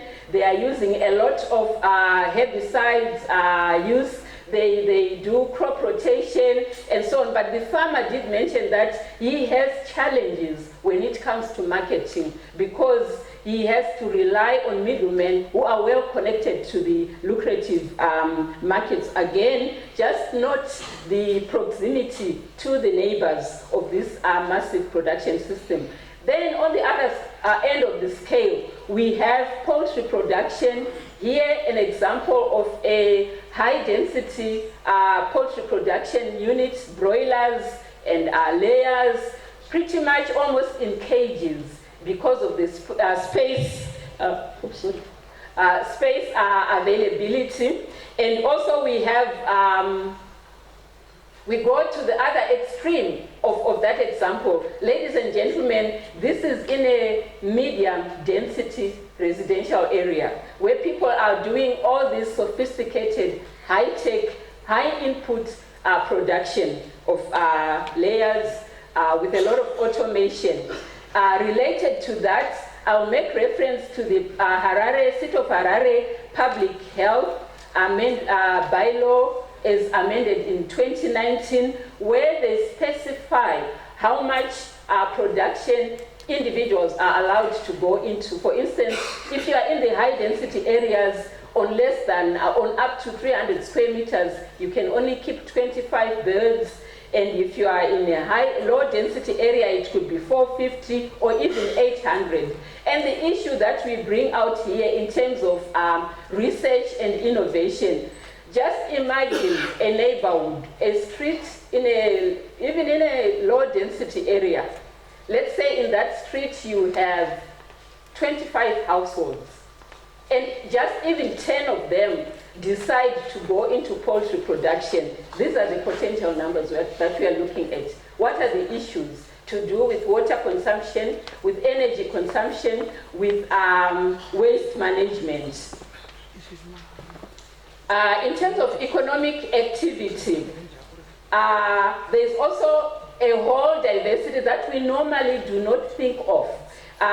Here we have an example in a high density area where somebody has identified a niche market related to the supply of seedlings. So they are producing horticultural seedlings like cabbages and onions and so on. And note that this is off-plot.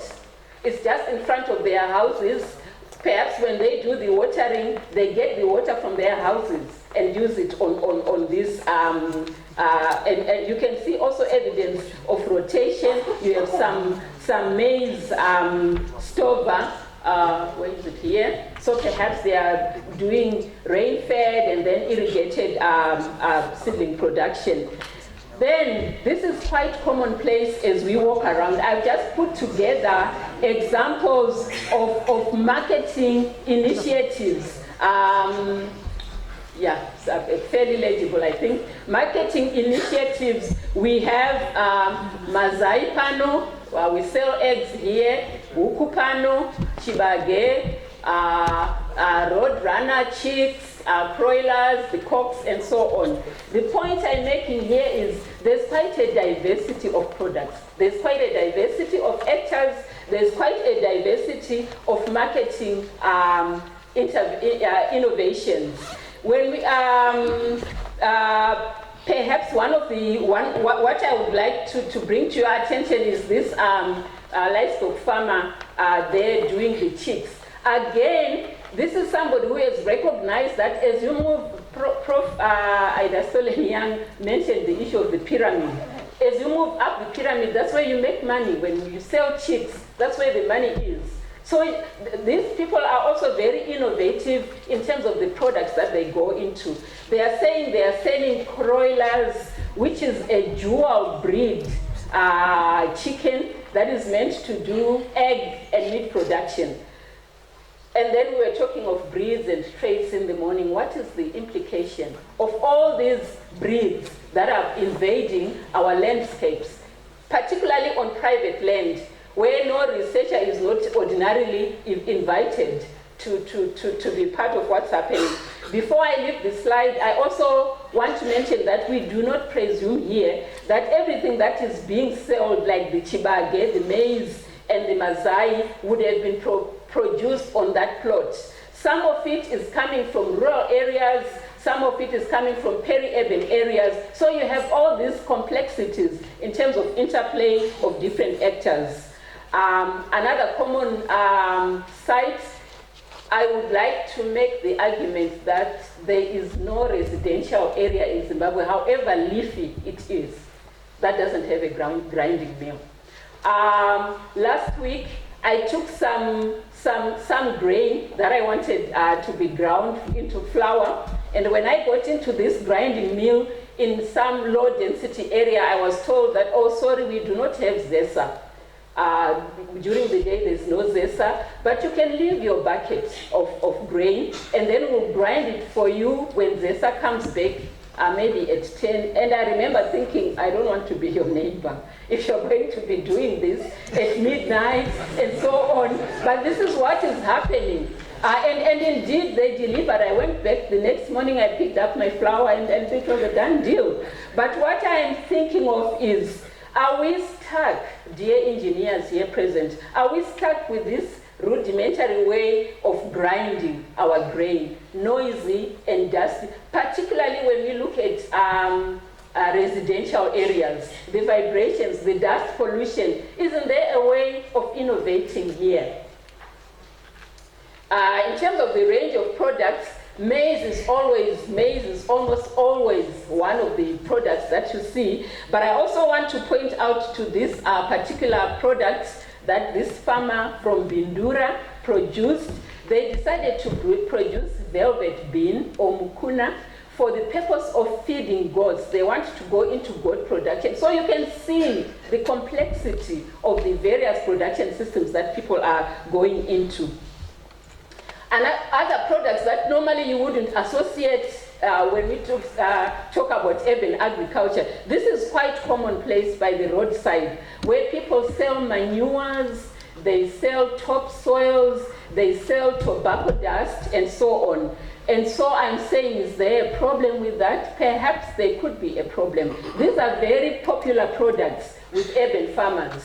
But what I'm seeing here, if you look here in the foreground, I have this plant here, which is silver-leaf desmodium or Desmodium ancinatum. It's a very popular forage herbaceous legume plant.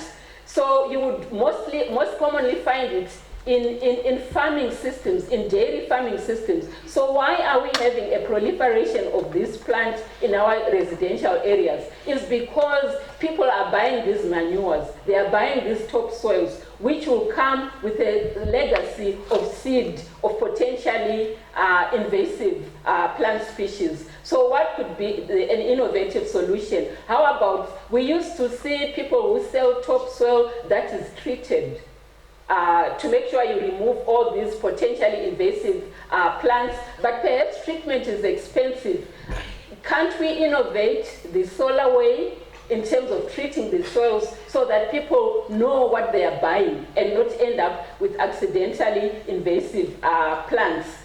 On the other side, I'm also showing tobacco, quite a potent soil ameliorating substrate. People, you get it for free from the tobacco processing floors, and then the middlemen bring it to the residential areas and they sell it. And people love it for their turf grasses, for their lawns, and so on.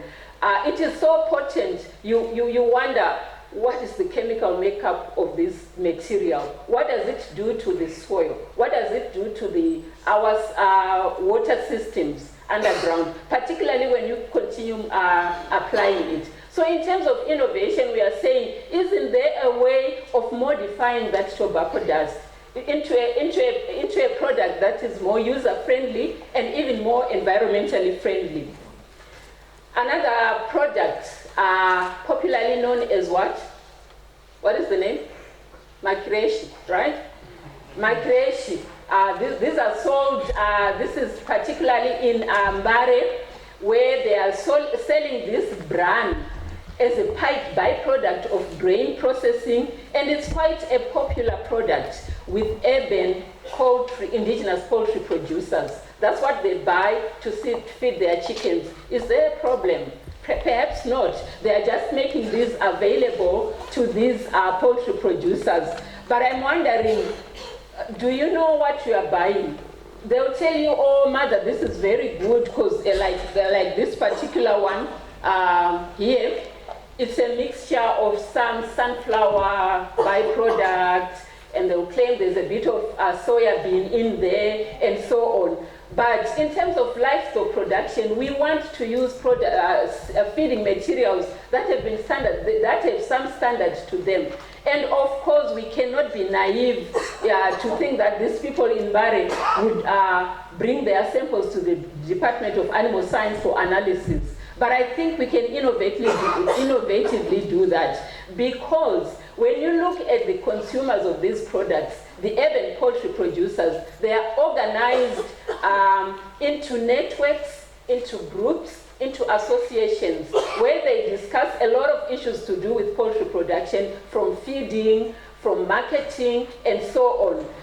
I believe the university could be the facilitator of bridging those two players. The Mbare people who, up to now, have just been considered, they sell this product in Mbare, and yet they are key players in this urban value chain. Can't we bring them together and introduce some appropriate standardization? Perhaps not the way that you would have standards being declared by national foods and so on, but in a way that the consumer may know what it is that they are buying. Also, I want to make mention of this particular bag here.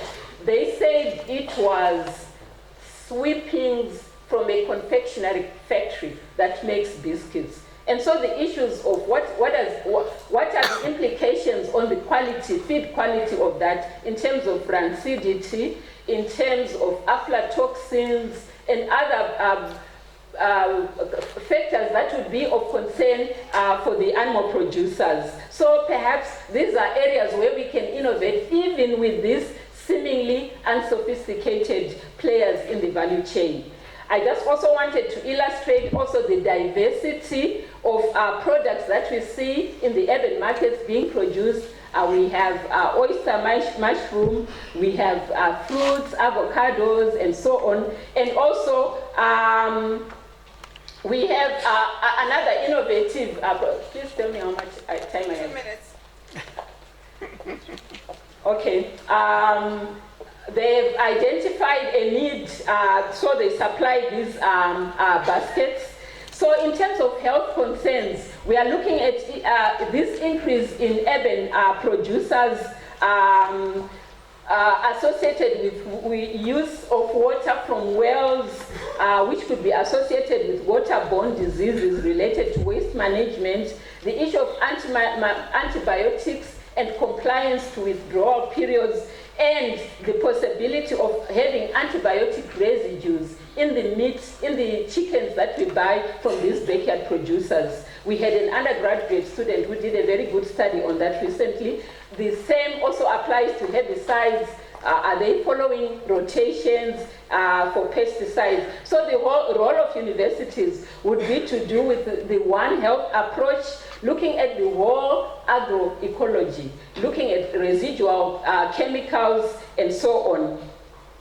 I make also this example of a poultry producer who is using the trend that has become very common in our urban areas is for people to bring their animals indoors, perhaps use a spare bedroom to keep their chickens.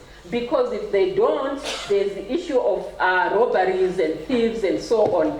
And also in terms of brooding, they also want to create a managed space. But we are saying, what are the health issues to do with carbon monoxide poisoning, with ammonia? I know Professor Feresu in IES, they did a long study in terms of air quality. But this is also happening indoors on a very voluntary basis, and so perhaps this could be an area of innovation. What kind of solar brooders can we come up with, and even security measures? Can't we innovate to make those poultry houses more secure? Genetically, we have issues to do with contamination and erosion of local genetics, embracing imported breeds while safeguarding local genetic heritage. We have just commissioned a study in the Department of Animal Science where a student is working in a communal area and interrogating these issues with farmers to say, in the context of climate resilience, you are being asked to adopt all sorts of breeds. Do you know how you should be making the decisions? What does it mean to your own genetic heritage? And we are doing this in collaboration with the Center for Applied Social Studies. This story wouldn't be enough, would it, if we don't talk about the legendary quail or the controversial spuds? But perhaps the message that I want to bring here is, while all this craze and hype was happening with the quail and the baked potatoes, we stood as academics almost helplessly, because you cannot access funding to be on the go as soon as things emerge. You have to wait perhaps for a couple of months to write for a research funding and so on and so on. You get the story that I'm trying to tell. So while people think we didn't care or we were not capable enough to address those issues of feed efficiencies, of production systems, it's because of the way our research is funded. I'll talk about that later. So we are saying, this is my last slide. I tried, Prof, to truncate my presentation. So what we are saying is that urban agriculture is complex, it is diverse, and it is dynamic. University have to be a damn good match. And we need innovative research and extension partnerships. These urban farmers do not let you into their space like we are used to in communal areas. You don't just walk up to somebody's space and like, what are you feeding? How are you doing? No, that's not how it works. So you have to join their partnerships. A lot of us are ex-official members on some of these networks, and we are saying, how do we then play the facilitatory role in terms of raising issues beyond production, issues to do with environmental stewardships and so on. Also issues of value addition. We also need holistic urban planning partnerships. Our city planners have to go beyond just demarcating areas for people. But we are saying, as you do the planning, look at the the landscape, the agricultural landscape in the urban area from a sub-catchment perspective, and then look at what are the impacts on groundwater resources, on energy requirements, the whole agroecological system, the One Health, and so on. We need innovative funding. I am saying, Executive Director, we need funding. Please give our chairpersons a no strings attached budget that they have. It could be very small, yes.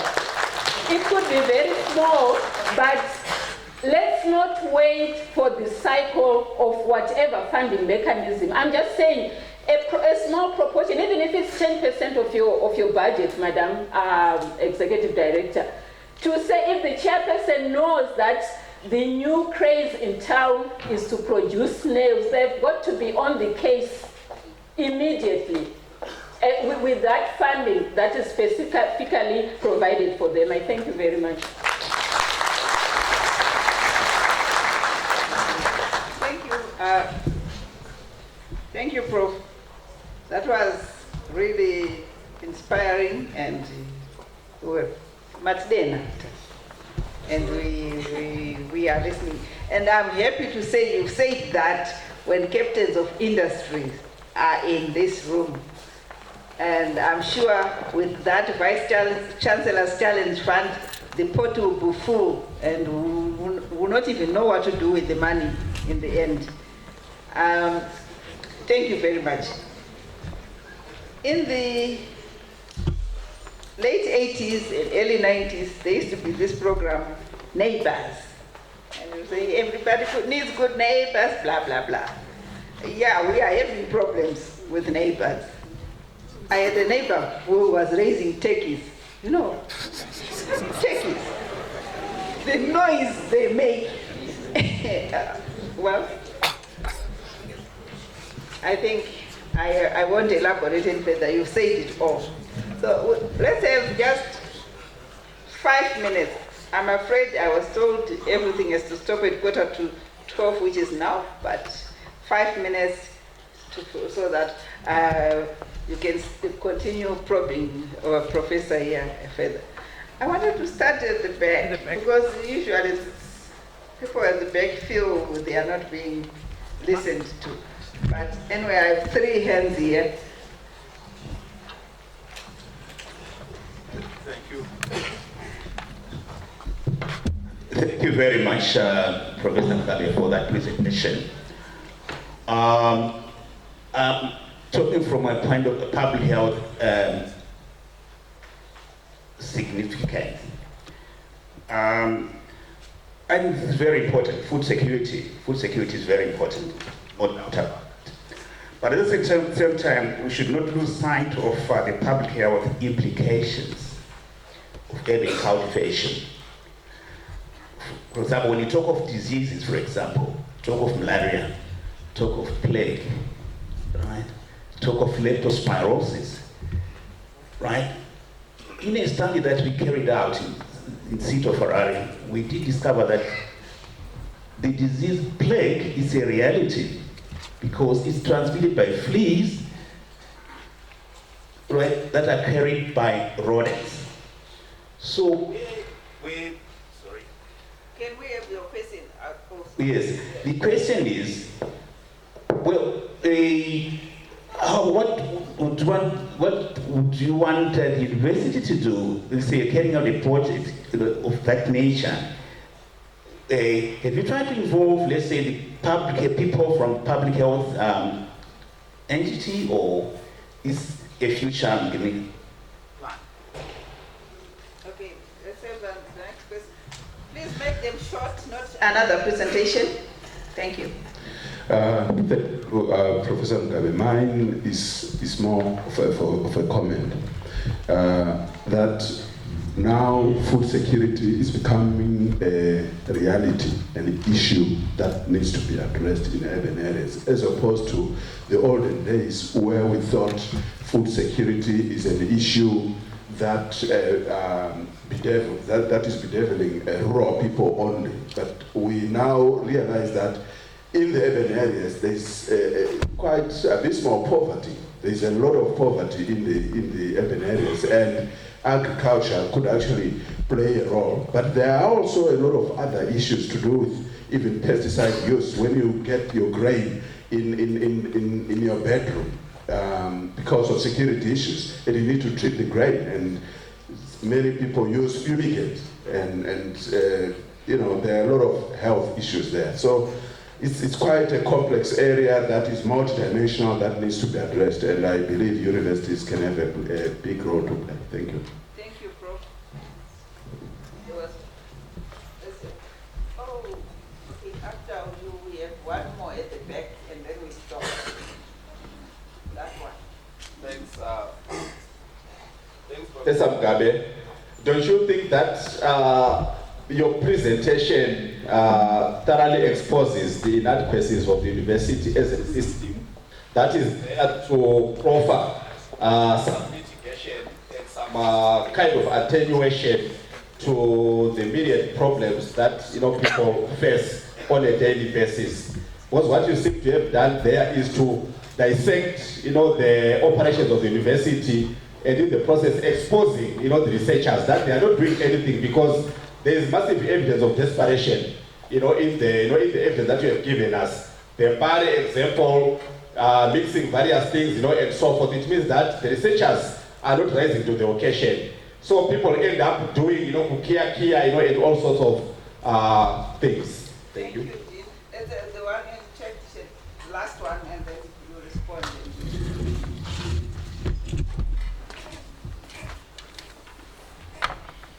Hey, please continue in your end. Yeah. Mine is a comment. Professor Mugabe, I think you touched a can of worms when you mentioned Juuta. There are other cans of worms which you didn't touch. For example, in my lifetime, Pakawaya fungi, Yaiswa Mkabana, Chinwa Mbrayato. Then came my potatoes Musaga, and then came many others, including Miracle Man and Miracle Airtime. What is the role of the university in protecting the population against unscientific claims like that? I support your idea of a research fund that is on standby, so that researchers can rush in and help clarify that this is not scientific, this is a gimmick, and people should be protected from that. Because our mothers will be rushed, and our relatives are being rushed by people like that. Thank you. Can I respond? Yeah, please respond to this. Oh, okay. In terms of Prof. Simba's note on issue of public health, that's why I was saying, in terms of our partnerships, even with the city authorities, they are not just going to be urban planners on their own. They have to incorporate all these various actors. When you look at that landscape and say, from an agroecological perspective, from a catchment, sub-catchment, I dream of a point where we say the Mandara sub-catchment. How do we manage it? How do we organize ourselves?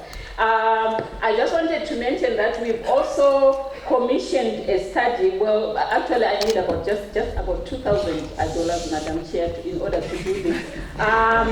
Where we are saying the Parks and Wildlife Management Authority are in the process of writing a policy to do with human-wildlife conflict. And when we went to the hearing of the first draft, I actually noticed that they had not mentioned the urban areas in terms of human-wildlife conflict.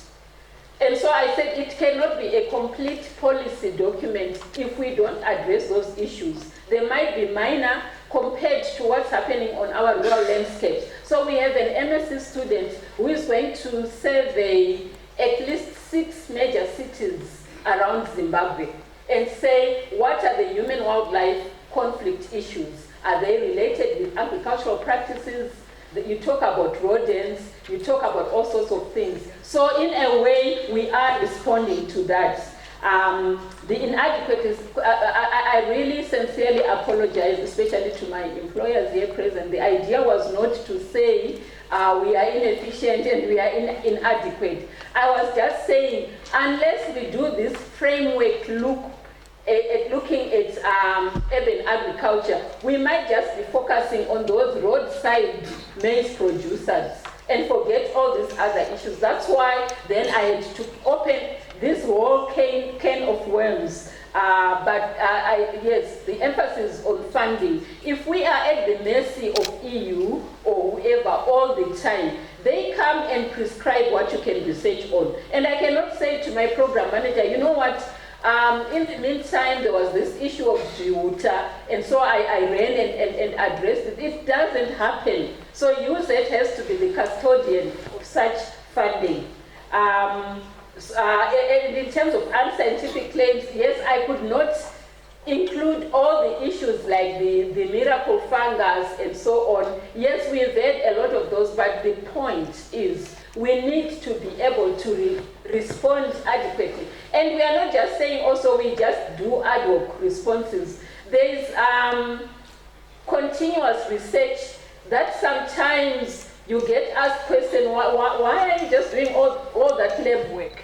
But we are building to this body of knowledge that will help us address issues when they arise. So we are saying let's look at it as a holistic funding mechanism. Thank you very much. Thank you very much.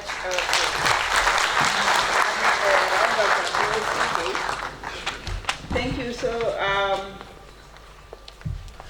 I think you put the challenge in front of us, and I wholly agree with you. We have to be our custodians of our own challenges.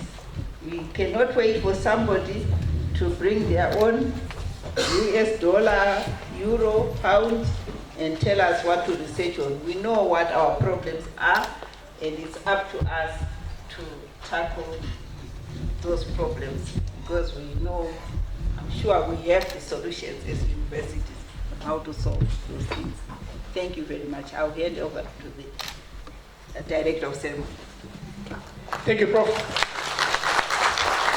Really a very big round of applause for our two presenters, plenary presenters this morning. I think it's very clear. You know what was going through my mind, amongst other things, but the ones I can share, what was going through my mind as I was sitting over there was really the aspect of, is this the correct audience? That was actually what was going through my mind, to say we might be speaking to ourselves here. So it would be, I'm really throwing the challenge to our executive director here, and all of us, to say, can we take this roadshow to the people so that we can really, because I mean what was presented by the two presenters here is really pertinent, touching on real people, not researchers and academics, but real people. So I mean we need to actually go ahead and really actively take this to the real people so that we can, as we are addressing them, we can actually go ahead and really have a forum where we can truly go ahead and address them. So this, to me, this is a true challenge to all of us in here, but particularly to the social professor. I just wanted to share an experience, a brief one. I visited my neighbor recently, and we were having like tea in their garden. And I said, is this what you see of my backyard? And she said, yes. This ugly looking chizungu that I've put. So I'm just saying in terms of neighborliness, because when I'm within my area, I'm thinking I've got a right to put whatever, wherever I want.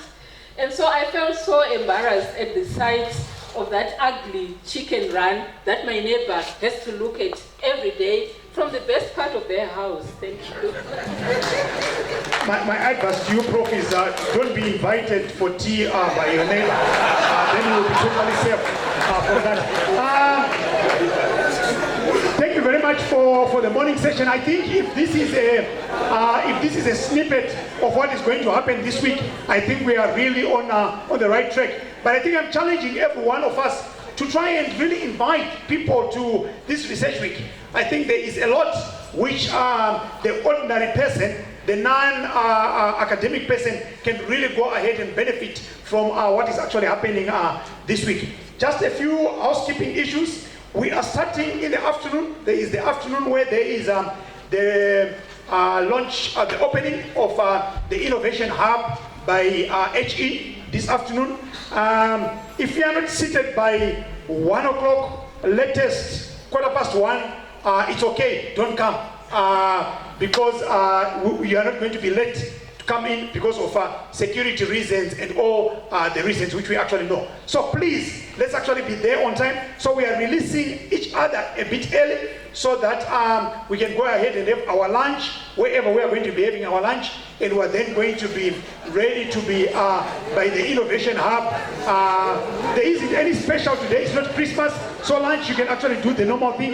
Innovation Hub, for those who might not know where it is, Innovation Hub is at the end of campus, at the end of this campus. After you pass Tarambiwa, the security office, and then you pass population studies, you see a very beautiful building over there. See you in the afternoon. The first gate, the first gate.